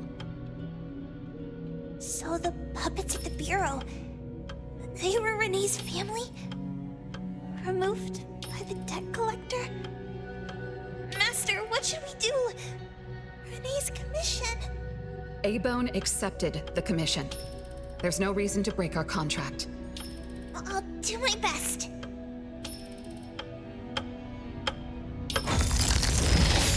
You know? Yes, Mother. Even though you never allowed us to enter the study and never let us touch the registry, I understand. All the siblings, except for Renee, can hear the approaching footsteps of death. Each day we spend with you brings us one day closer to the end. Each day we dispel your solitude takes away another day from us. Isn't that so?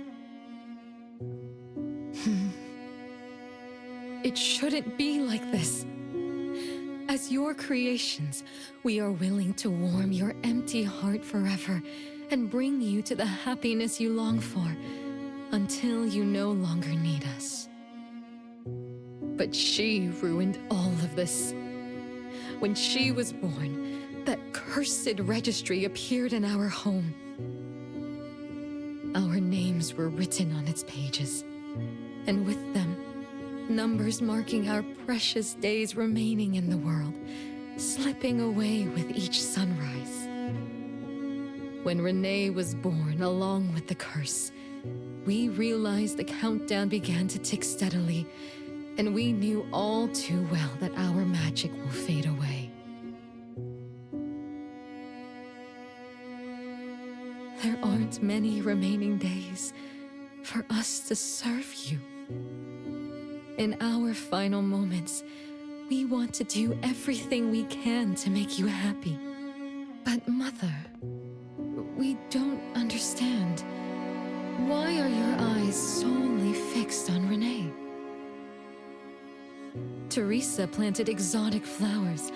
Elliot made sweets to your taste. Yvette designed and tailored clothes. We gave it all to win a smile from you. Yet what we receive is but a blind eye. Renee is the worst of us all. Always noisy, endlessly crying, habitually screaming, and forever demanding of your attention like any other selfish child. Is that how that child expresses affection? Or do you find love or joy in her tantrums? We don't understand. But we do know one thing. That selfish child never loved her older siblings, despite all the care we gave her.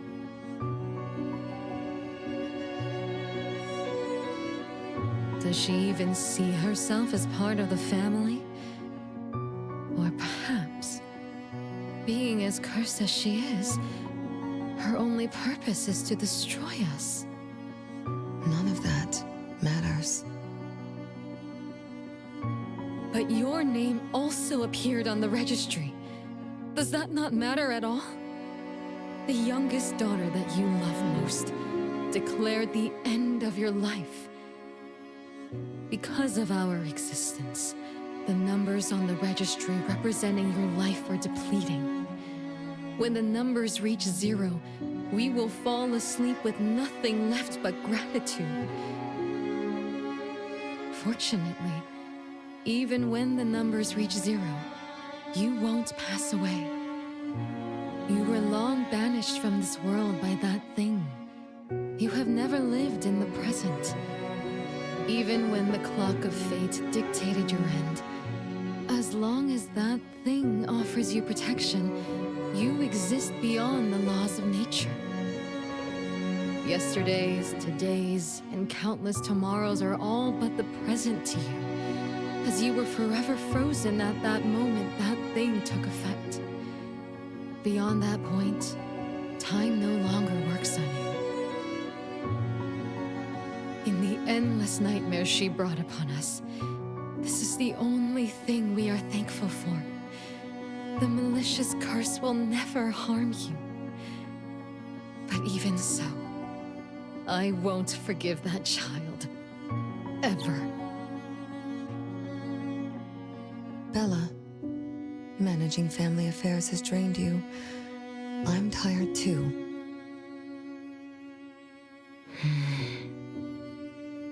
Doesn't someone need to spend time with that child later? I understand. As you wish, Mother.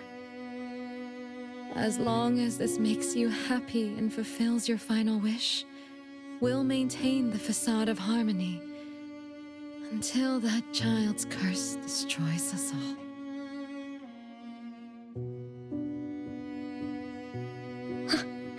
No. That can't be right.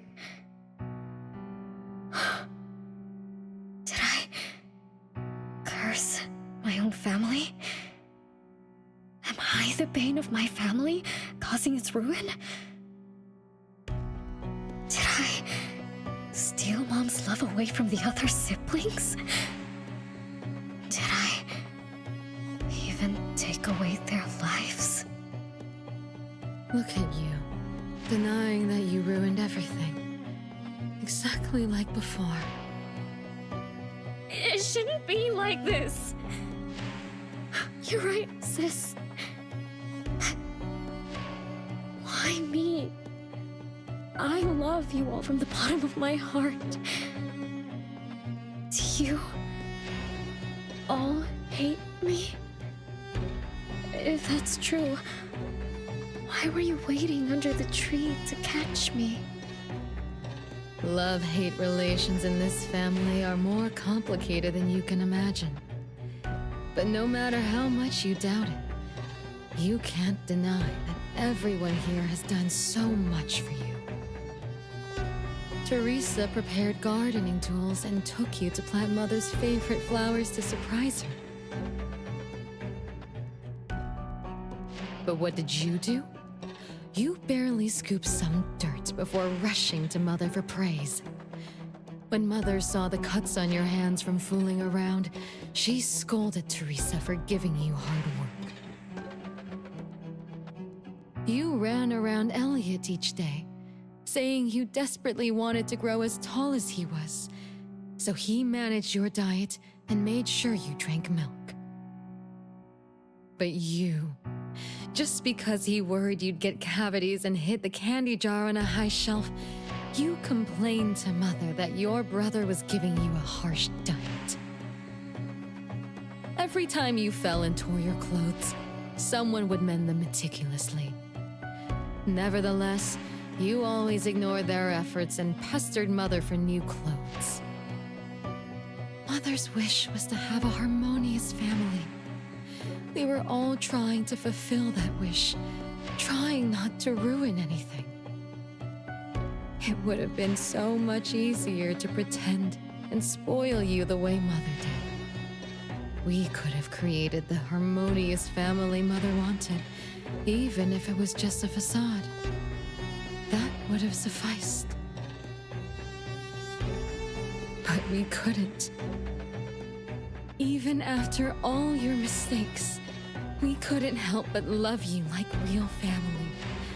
You were our most precious little girl. However, in the face of death, in the face of the curse you brought upon us, even the most sincere love wears out. From the moment you were born, we've been shrouded in the shadow of your curse. The most unforgivable thing is, Mother, she who brought us into the world, was the one to pay the ultimate price. Look, it's playtime again. Your favorite game of hide and seek. You were always the worst at hiding. Anyone could find you easily. You were bad at hiding, but worse when you were it. Once, you turned the house upside down and still couldn't find anyone. I remember. It was getting late, but the house was so quiet, so empty. I remembered the ghost stories you told me. I suddenly felt the paintings were staring at me, and the tables and chairs were slowly moving. I thought you left me behind. You finally remembered. But now, looking at it, the opposite is true. You're the one who abandoned us. When you started wailing that day, we came out of our hiding places. Do you remember what we told you? We are a family, and we'll always be together. That's right. Good girl.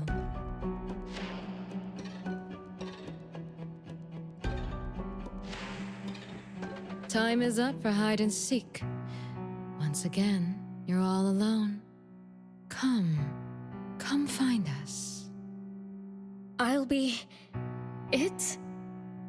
This time, you have to find all of us. We'll be waiting for you.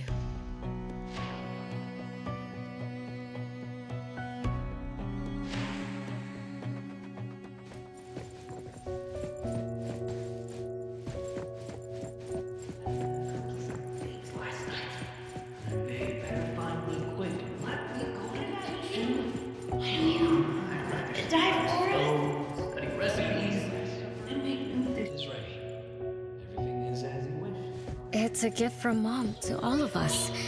I have one too.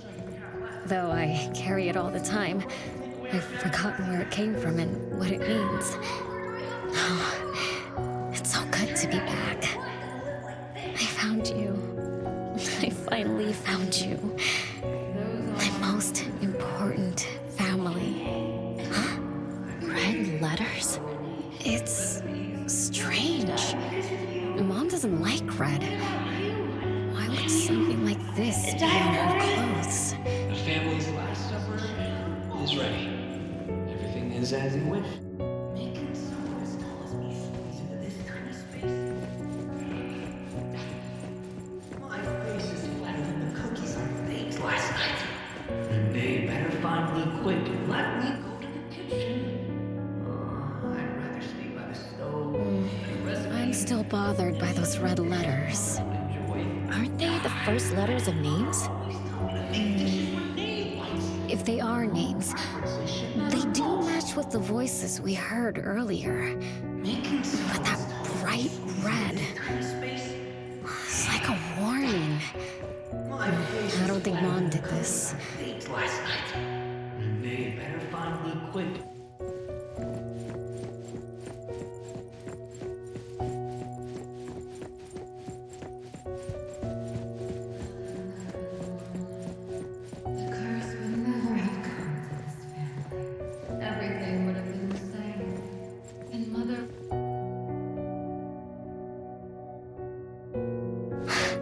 They truly loved me once, which is why now they hate me so much.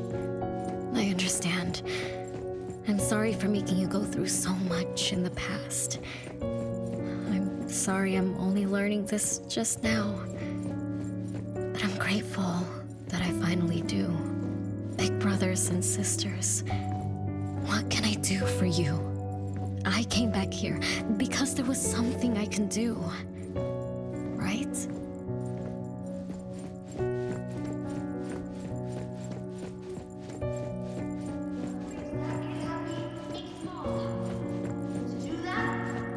Just enjoy. No one found me? Yay! I'm about to win! I already told you I'd win this time. No one will think Renee is hiding here. It's Renee's secret hideout. Who's that? Me? I thought we were it, so we can find my siblings.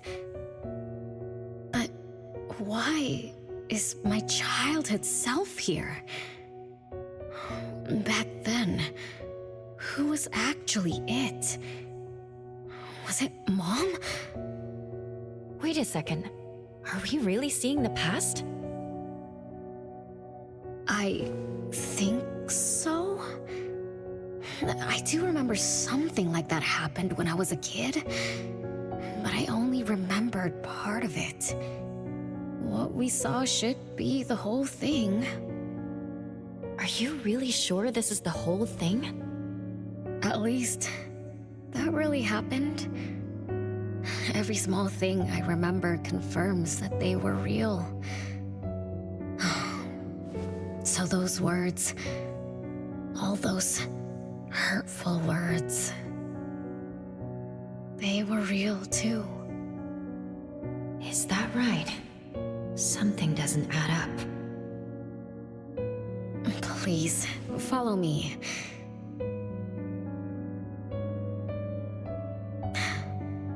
That's my hideout.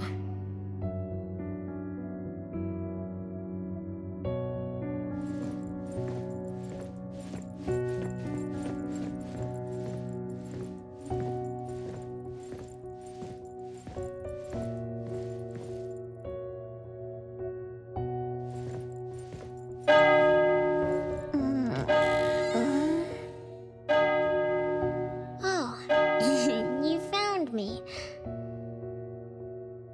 Am I the last one to be found?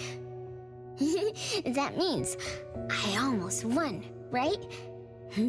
Next time, I'm going to hide somewhere no one can find. Oh, are we going to eat soon? Remember to wash your hands before eating. My big sis and big bro will check. If I don't wash my hands, he'll pinch my cheeks. He always says my cheeks are like the softest dough. He only says that because he wants to pinch them. I'm going back now. Is this the last puppet? No. The last one is here. Look, another letter. R. I've always carried this puppet around. Why is there a red letter etched to it too? It must mean... You finally arrived, Renee. Yes. Big sis, I'm back. But you still don't understand. All you did was watch a replay of how our family met our demise. You must have enjoyed how we cursed ones relive our miseries day after day. No, Big Sis, that's not true. The audience, forgetting they were part of the play, denies their sins, as if forgetting would make it all go away. Have you ever wondered why you forgot this home? Forgot us? Were you forced to forget? Or were you unwilling to look back? Renee, you can't lie to yourself. I forgot about the family because I was escaping the past. Looks like you finally found the answer. Yes, I was born from your desire to escape everything. You left all the painful memories of home with me, so you could live carefree in your blissful ignorance.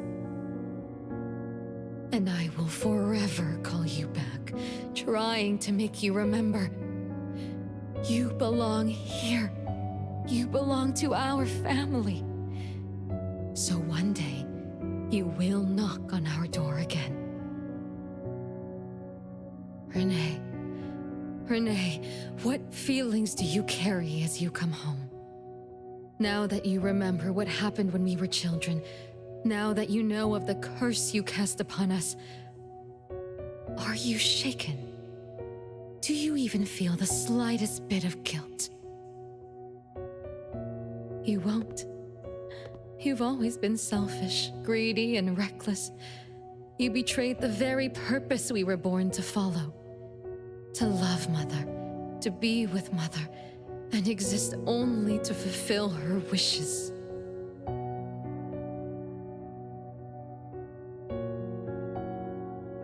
I'm so sorry. I'm so sorry. You shouldn't apologize to me. Have you ever thought about our mother? Our mother who exists outside the flow of time? What could be her ultimate fate? Mom? What happened to Mom? She gave you everything. All her love, all her life, and that thing. Her eternal present, which would have sustained Mother's immortality. Wait a minute. Big Sis, don't leave! The clock still turns backward. Let's return to the past, to witness that final day of destiny where you are forever frozen. Come then, child of betrayal. I'll be waiting for you on the final stage.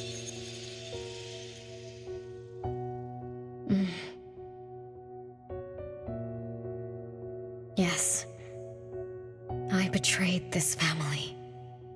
I lived in a daze, left my family behind, just to forget my own sins and escape from my endless guilt.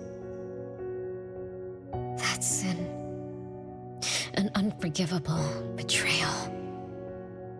I lived for so long, without purpose, until today. Renee? Look. This is the message my siblings left behind. I'm not just the cursed child. I also betrayed this home, betrayed everyone, betrayed Mom. But my family is still calling out to me. I still have a chance, right? If only I could go back to the past. Back to that last day at home. There's only 2 hours left. I need to find a solution soon. I should talk to Renee about what just happened. 7 o'clock. Time for dinner. Renee, wait. Where are you going to? Oh, hurry. The food's getting cold. Food getting cold? I can't keep Mom waiting for too long. I can't make her sad. Renee? That is not allowed. Absolutely not.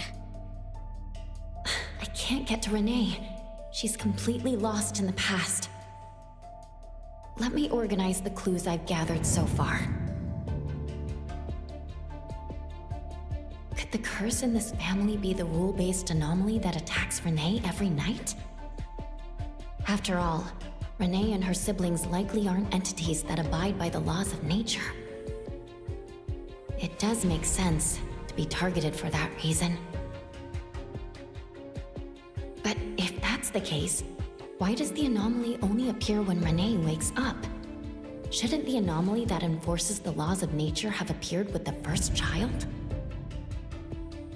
Can we really trust this, Bella? Something's not right. Also, why does the puppet Renee carries also have a red letter on it? Are these things caused by the anomalous realm? Or perhaps someone, an Esper, orchestrated all of this? Is that Bella really a shadow from the past?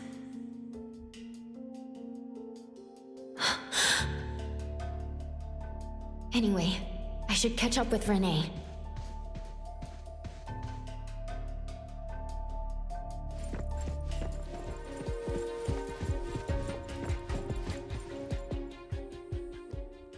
What's wrong, Renee? You haven't eaten much. Big Bro's cooking is great. I'm just not hungry. The Mighty King looks tired. He's not moving at all. Won't even sing anymore. Your little cricket? Yeah, my favorite one. Did the Mighty King die? He was still wiggling his whiskers around confidently yesterday. Or maybe he's just in a bad mood, like me. I don't know. In my garden, the cherry tree sprouts green buds, while my little Renee blooms with laughter. Each day, withered leaves drift down, returning to soil, resting peacefully with insects that will never sing again. Such is life, a circle without end. Don't be sad. You'll catch new crickets with shinier shells and better songs. But I want to play with the Mighty King. He's been with me for a long, long time. Is there anything after death?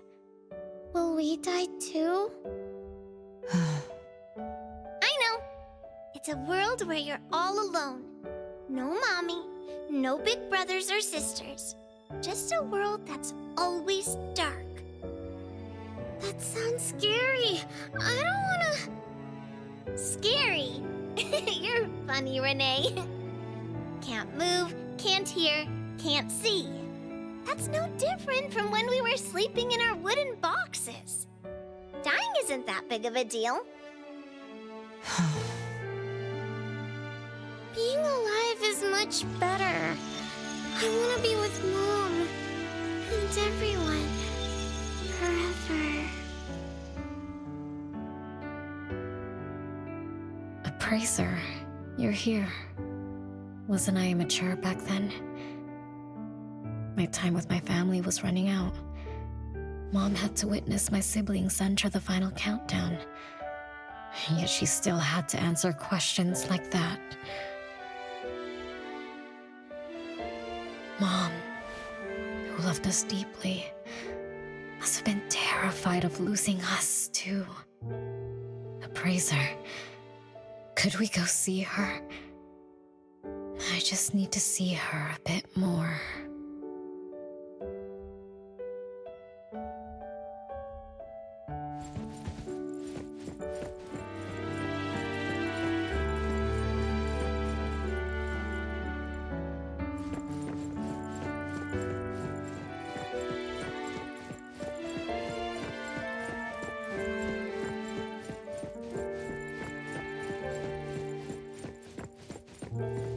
It's way past your bedtime, little troublemaker.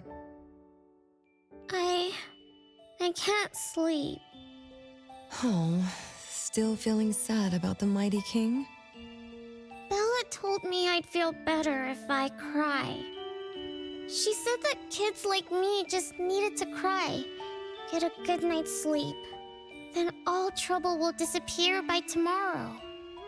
She said that no matter how sad she felt, she could never cry. So she was jealous that I could. Why can't Bella ever cry? Mama is the same. Huh? Why? Is it because you were grown-ups? Because grown-ups are strong? Mom and Sis work so hard for every chore in the house. I want to grow up soon to help you. I'll grow as tall as Mom wants. Oh, if you want to grow tall soon, you can't be picky about food. No, I don't want to eat green peas. All right now, Mama will tell you a story and put you to bed. You'll grow fast as long as you sleep, okay? Are you continuing yesterday's story? No, tonight I'm telling you a story that no one has ever heard before. Once upon a time, there was a carpenter living in the royal city. Her skill was beyond compare. People said she had the magic to breathe life into wood. If she wanted to, those lifelike puppets she created could become alive. The old carpenter loved crafting, but she was facing a most difficult challenge. As she grew older, her eyesight was no longer as sharp, and her hand that held the carving knife wouldn't stay still. Could that be the end? She remembered what people said about her. If she was as good as they say, couldn't she craft her own assistant? She made up her mind, then began to work. What should a perfect child, a real child, have? He should have the strongest body. The child was born. He was sturdy yet nimble, and once his spring is sprung, he could run 2 laps in the royal city with no one able to keep up. Everyone congratulated the old carpenter, but she shook her head and said, "No, this isn't a real child. What should a perfect child, a real child, have? He should have the most beautiful face." The child was born. His beauty caught everyone's eyes. The king invited him to dance at the palace for foreign guests.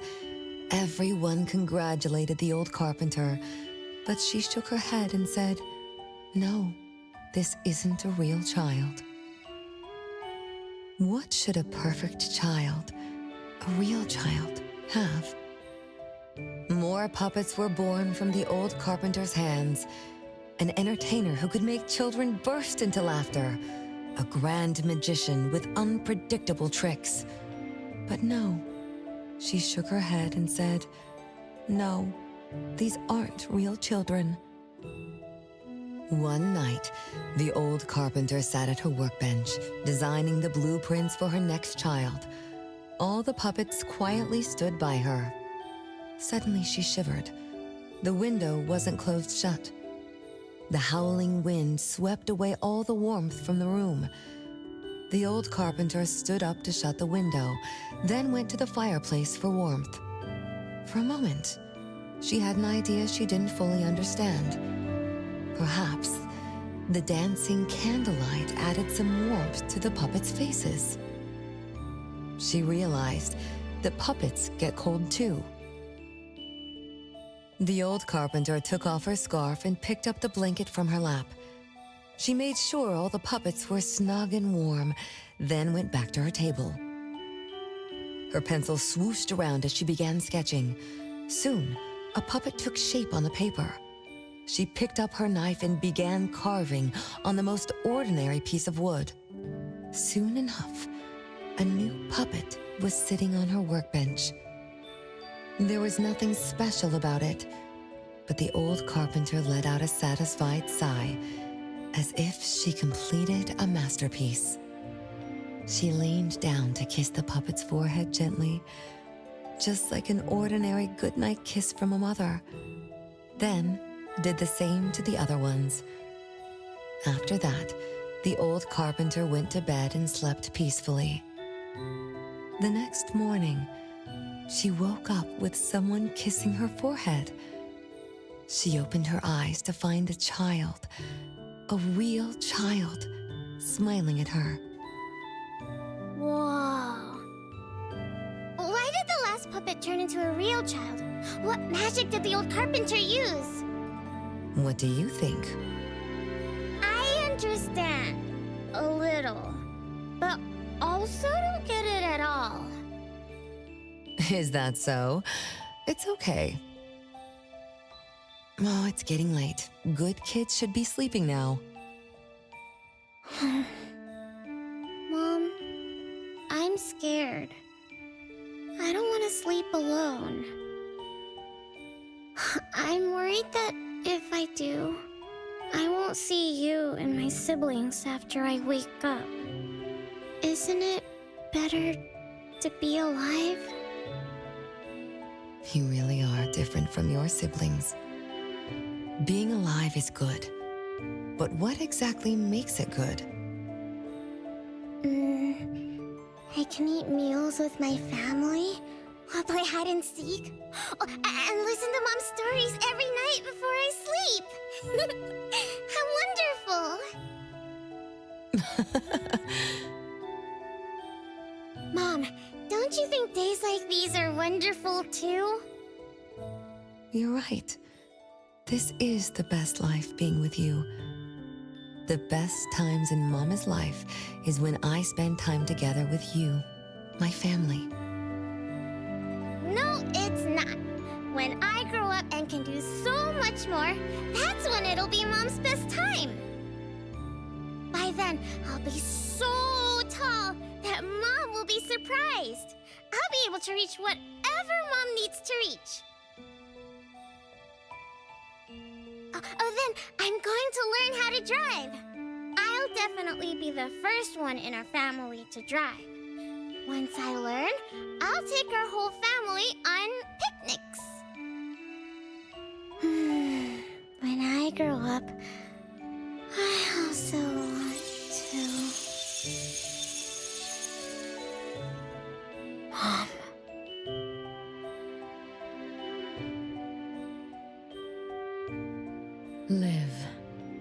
Live forever and ever. Do you remember now? That most selfish and greedy wish you made to our mother. With our death sentence, we should have turned back into puppets over 50 years ago.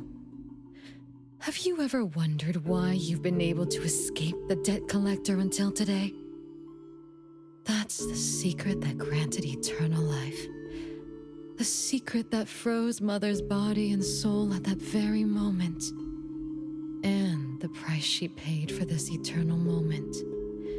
Exiling herself out of the mortal world, living without worry or care, without joy or sorrow, without thought or feeling. She should have been enjoying her unmoving life, and we should have been nothing but puppets she made on a whim, with the sole purpose to serve as her children. All we had to do was live under Mother's roof, love her, be loyal to her, and fulfill all her wishes. It should have been that way. Even when faced with the registry, faced with the curse you invited, all we could do was to give everything we got and do our best to fulfill our mission until the countdown ends. But what about you? You endlessly sought for Mother's attention, affection, and everything she could possibly give. Now tell me, on that final night, what did you wish from Mother?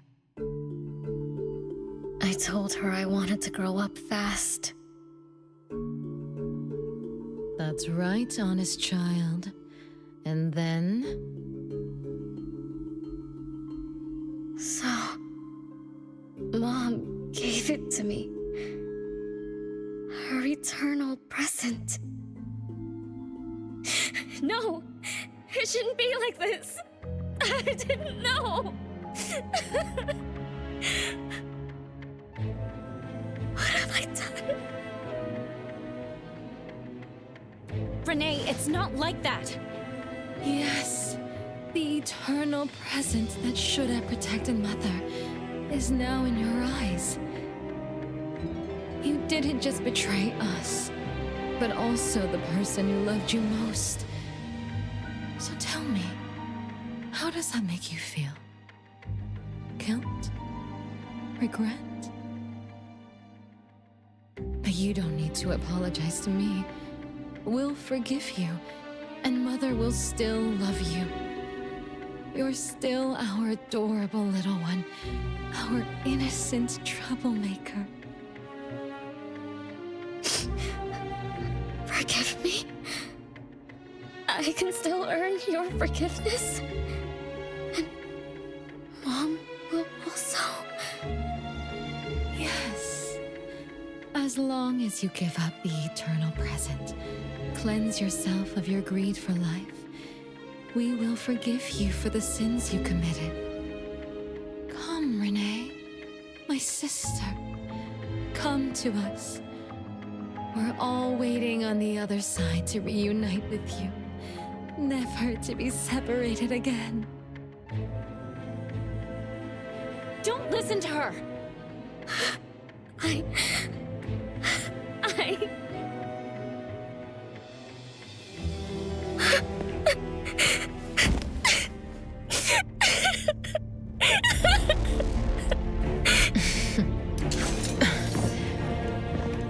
Who exactly are you?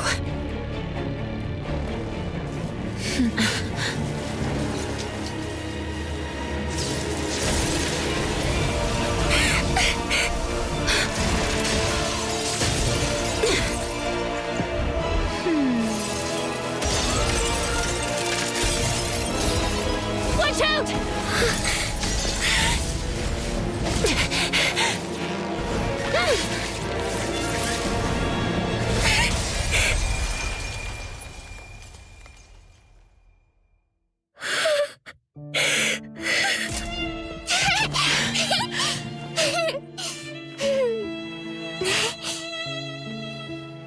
Remember to get to bed early and eat your veggies.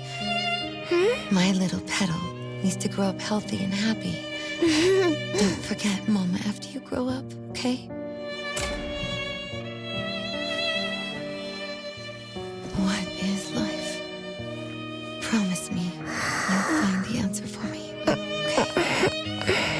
Where are you going?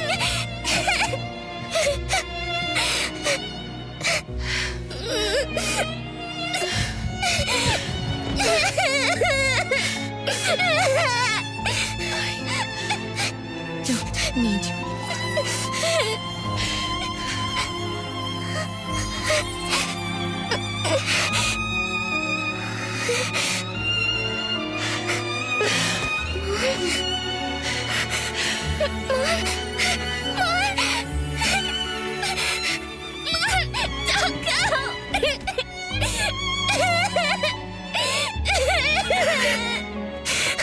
It's all my fault. It's all because of me, that bomb. No, I don't want this. See? Now I can live forever. I don't need you anymore!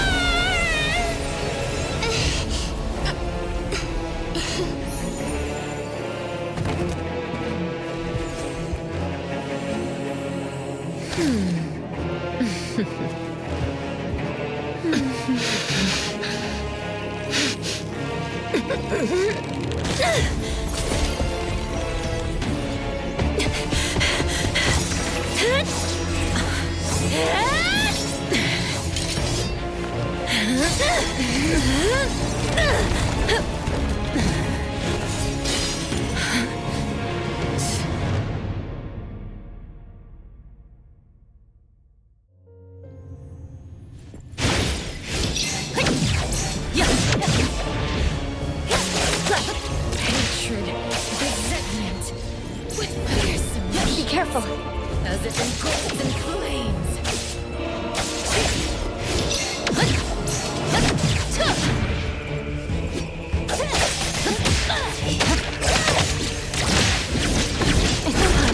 Not too difficult.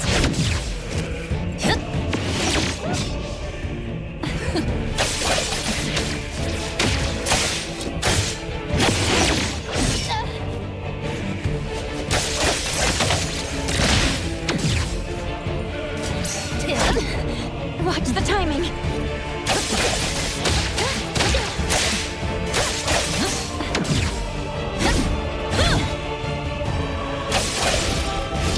Feeling good.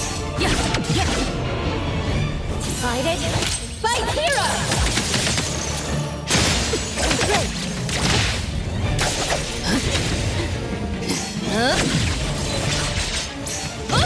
Not too difficult. My mistake.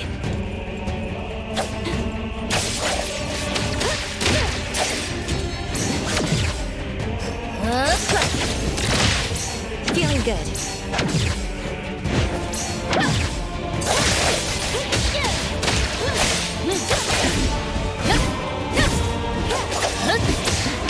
Not too difficult. Be careful.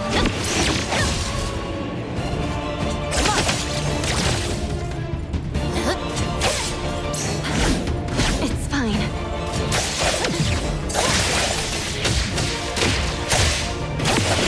Perfect timing. Let's finish this.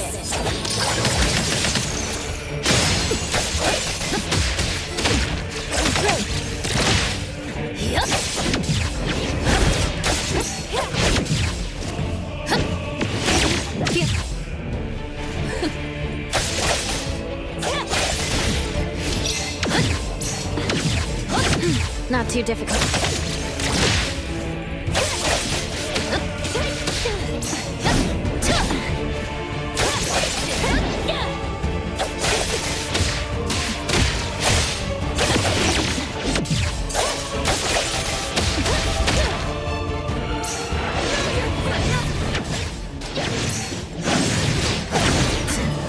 Stronger than I expected. Let me show you something. Decided by hero.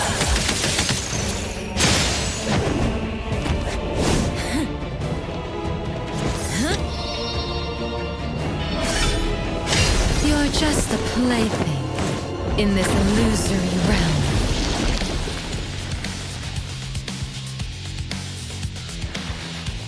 Yep.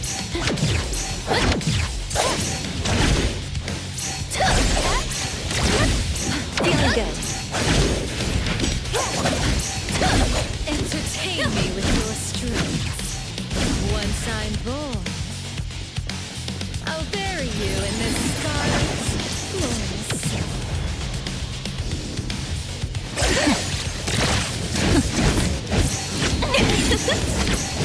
Not too difficult.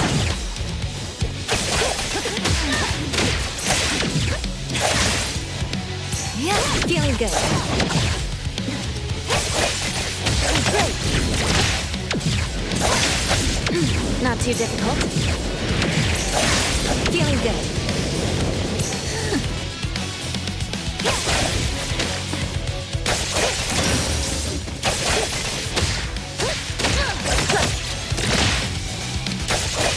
Splinter and fracture!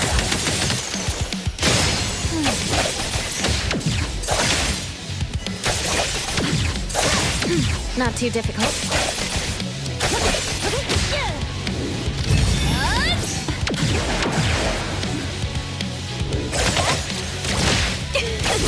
Feeling good. Not too difficult. Feeling good.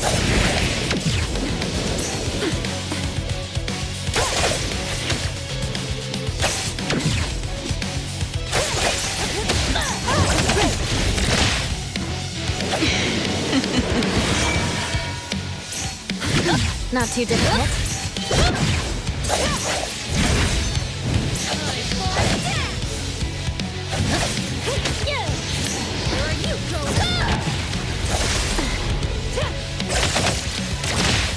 Let's finish this.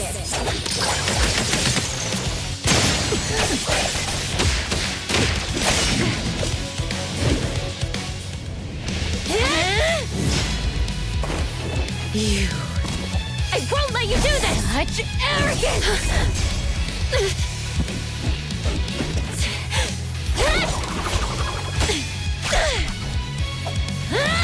Is that it?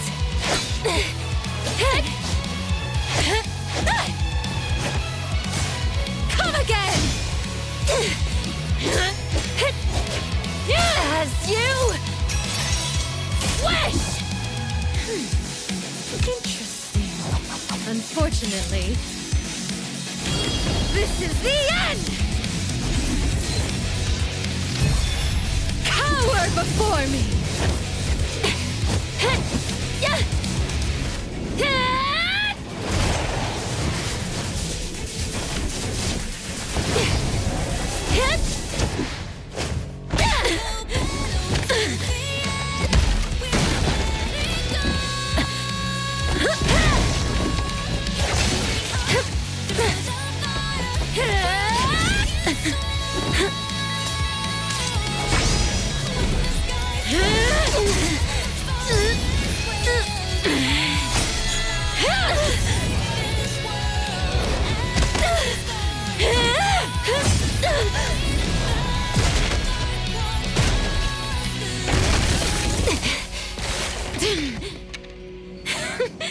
That look on your face. I like it!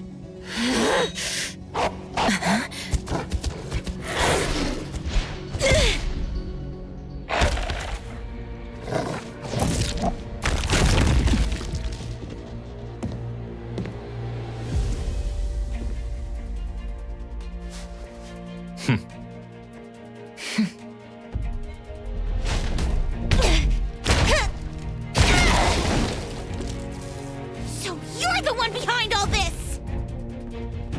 It's you. All at once? Tick-tock, tick-tock. Aren't you running out of time?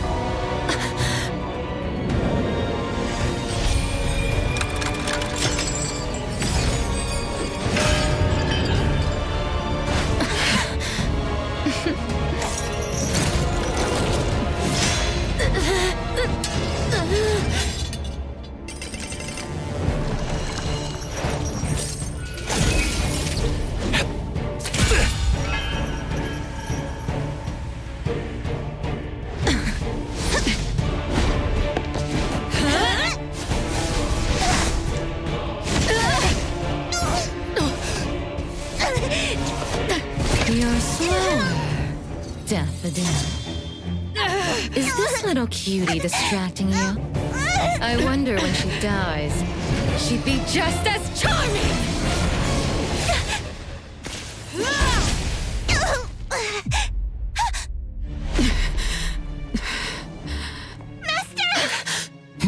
How nostalgic, sister. Zankou. We'll meet again. Just so you know, Mother misses you too.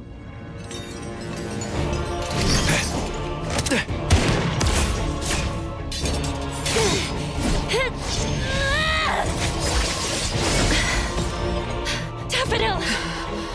I'm fine.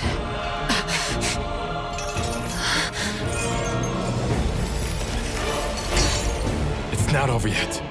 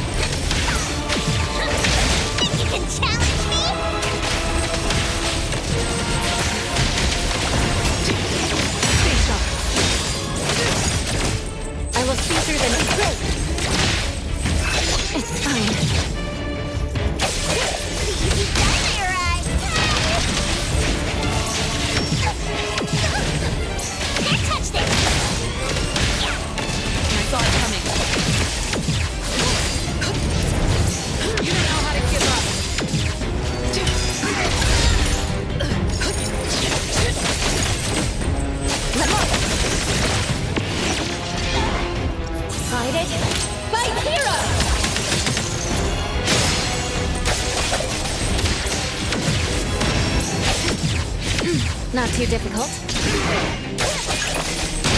Underboss, Scarlet turn!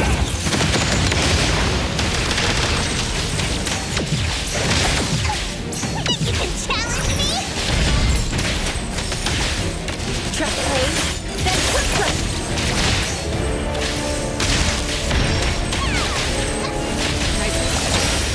Thousand eyes, awaken!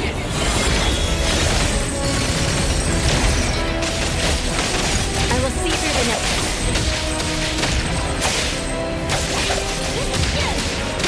Let's finish this.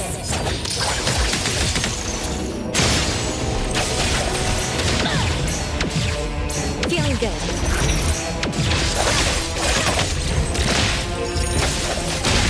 Take that! The city's mine! Just a tickle.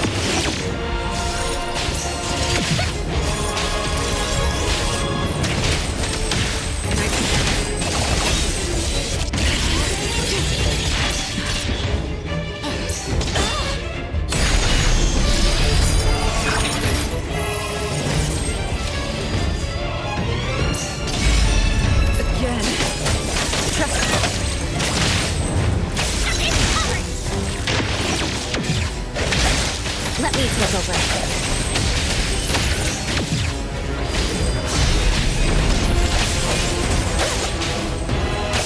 Big splinter and rupture. It's fine. Good.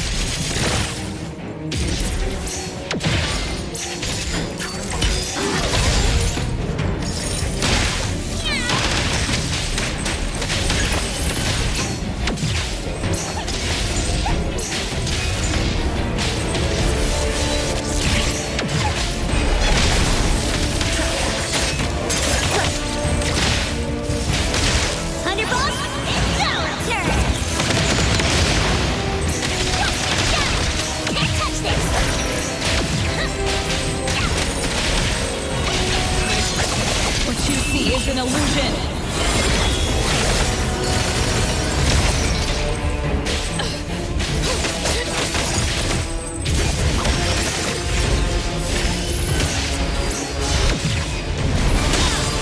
I will see.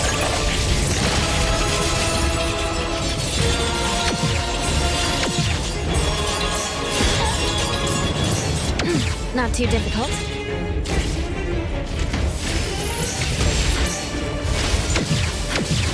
good. Let's finish this!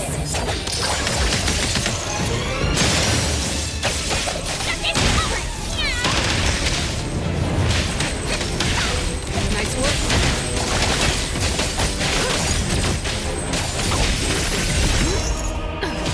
Is everyone okay? I'm fine, but Daffodill, are you okay? Master got hurt the worst, and it's all because of me. I'm fine, really. It's good that you're okay. Renee's unharmed too. Just dizzy from breaking free of the Nanally spell. Unfortunately, Zankou got away. She's the core member of the criminal organization, the Scarlet Letter. And a report for the puppetization case. That's gonna be a lot of paperwork. Thanks to everyone from Eibon. The Bureau will continue to investigate into the aftermath of the issue between the debt collector and the Constantine family. Tomorrow morning, I want those who know anything about the Scarlet Letter at the Bureau. We need to have a proper chat. Daffodill? I shouldn't need to fetch you at Eibon, right? I see. Huh? Says who? Master deserves some rest tomorrow. Nanally, Appraiser, let's go home.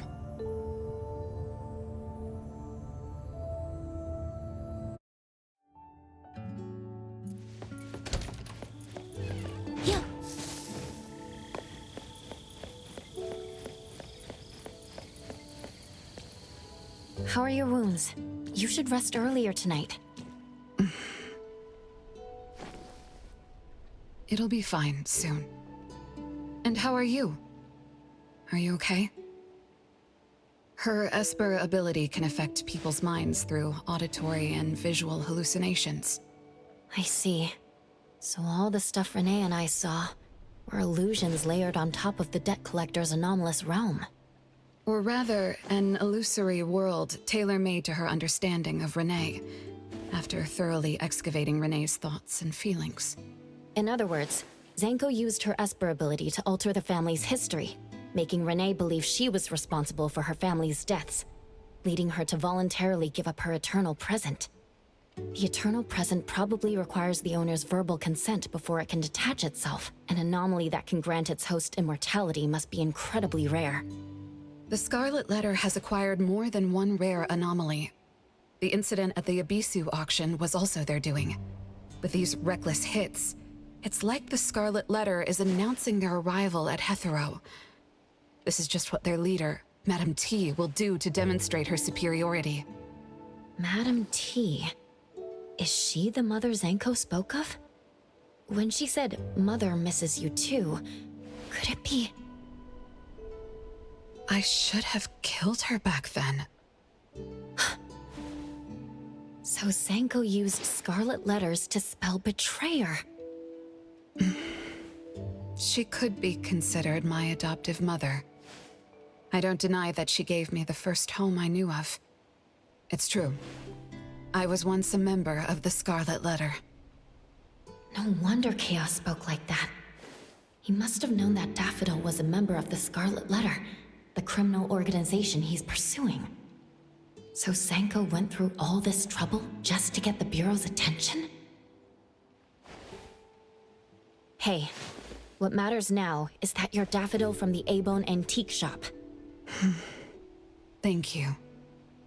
You're a good person. It's getting late. Good night, Appraiser.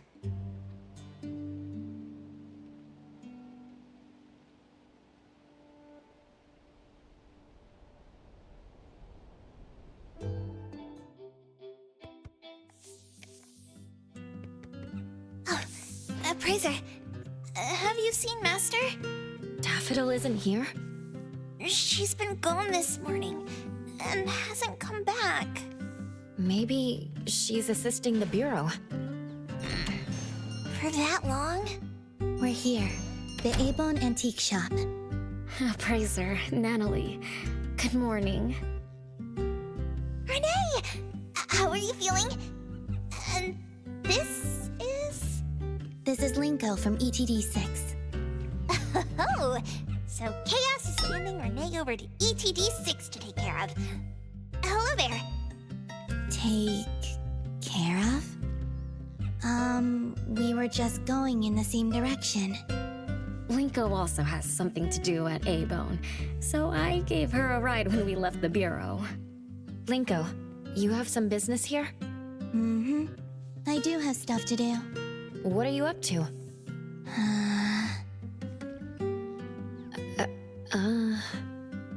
Business is already booming this early in the morning. How wonderful. What was I here for again? Tisk, you dummy! Don't tell me you forgot what you were supposed to deliver! Oh, right. The delivery. Thank you, Xiaojun. Whoa! What's this? I'm an evil spirit that can devour souls! If you dare disrespect me! Xiaojun is my pet. Huh? I can control your body and eat wasabi if I want to, you know! Not hungry now. Linko, who are you looking for? I'm looking for... Found her. Another new face? Just joined ETD? Yes, the director told me to give you this. Oh my. I told them a simple bank transfer would be fine, but they went ahead and sent someone over. Fresh bills are always so nice to look at, though. I have delivered payment to the Eibon Antique Shop. Assignment complete. Director Alfard told me that the BAC will cover my commission fees, so that's what she meant. But I still wanted to stop by and thank you in person. Thank you, Appraiser, Nanally, and... Daffodill's not here? Please send her my gratitude. Thanks to all of your help. I learned a lot in the past few days. I went through an amazing adventure. It was wonderful. But we couldn't stop Zankou from taking the eternal present. Lady Dolores left that for you, right? Must be something important. Yes, Mom gave it to me. It's a precious treasure that protects me from the debt collector. It froze my life on the day the countdown ended. My time stopped flowing, and I was forever living in the moments between death's arrival. I was tossed outside the flow of time and taken away from this world, where the years still pass and the seasons still change. For me, the eternal present negated the meaning of time. I gradually lost touch with my past and became unaware of everything happening around me. Every little thing in life that becomes precious because of the flow of time. In the end, I forgot what Mom and my siblings expected of me. I forgot why I was born and why I even existed. Until now. Was that really living? That was the secret, or rather, curse, of the eternal life Mom and I possessed. Mom was also affected. She found life dreadfully boring, so she hoped that our companionship would ease her eternal loneliness. It might have been fortunate for me to lose the eternal present, but honestly, I gained so much more. Most importantly, you helped me remember things from the past, and I finally found myself. That feels so great. I suppose I went through a rebirth, right? I'm so happy for you, Renee. What about the debt collector? Don't worry, I have a solution. Well, in addition, to make the most of this precious rebirth, I've decided to travel around the world. I'll probably leave Hetherlum for a very, very long time. So for each and every day ahead, I wish you good morning, good afternoon, and good evening.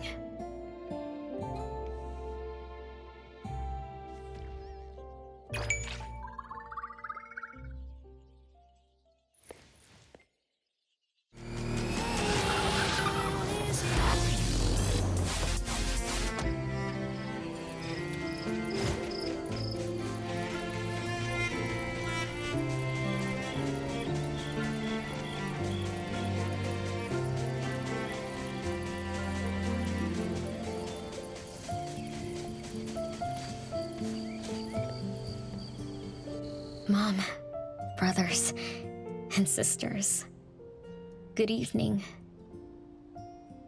I lived a very different day today. For the first time, I wasn't carrying passengers and had nowhere I needed to be. I wandered through the streets, going wherever I wanted. I visited lots of quirky shops and tasted all their signature snacks. I never realized there were many delicious dishes beyond the set meals at Food First. Why did I never try them before? Or rather, why is Food First the only place I remember? It's a family restaurant, so maybe it tastes similar to the food Big Brother made? They both have that homemade taste. Though I can't remember what Big Brother's cooking tasted like anymore. Apart from trying interesting new things I'd enjoy, I also made sure to try a green pea flavored ice cream. Turns out, I still hate the taste. I forced myself to finish it, then bought a chocolate one right away. Because whether it's awful, bland, or delicious, they're all flavors you can experience in everyday life. Perhaps this is the flavors of life people talk about. Mom, I think I found my answer. Being alive is a wonderful, wonderful thing. The fact that life is fleeting and fragile compels us to treasure each and every day. The official from the Bureau gave me 2 choices. She said I could accept help from the Bureau, receive their protection as an Esper construct. In that case, the laws of nature will remain contradicted, and the debt collector would still come for me every night. The other choice was to live meaningfully as a human being. And as a human being, my life will eventually come to an end.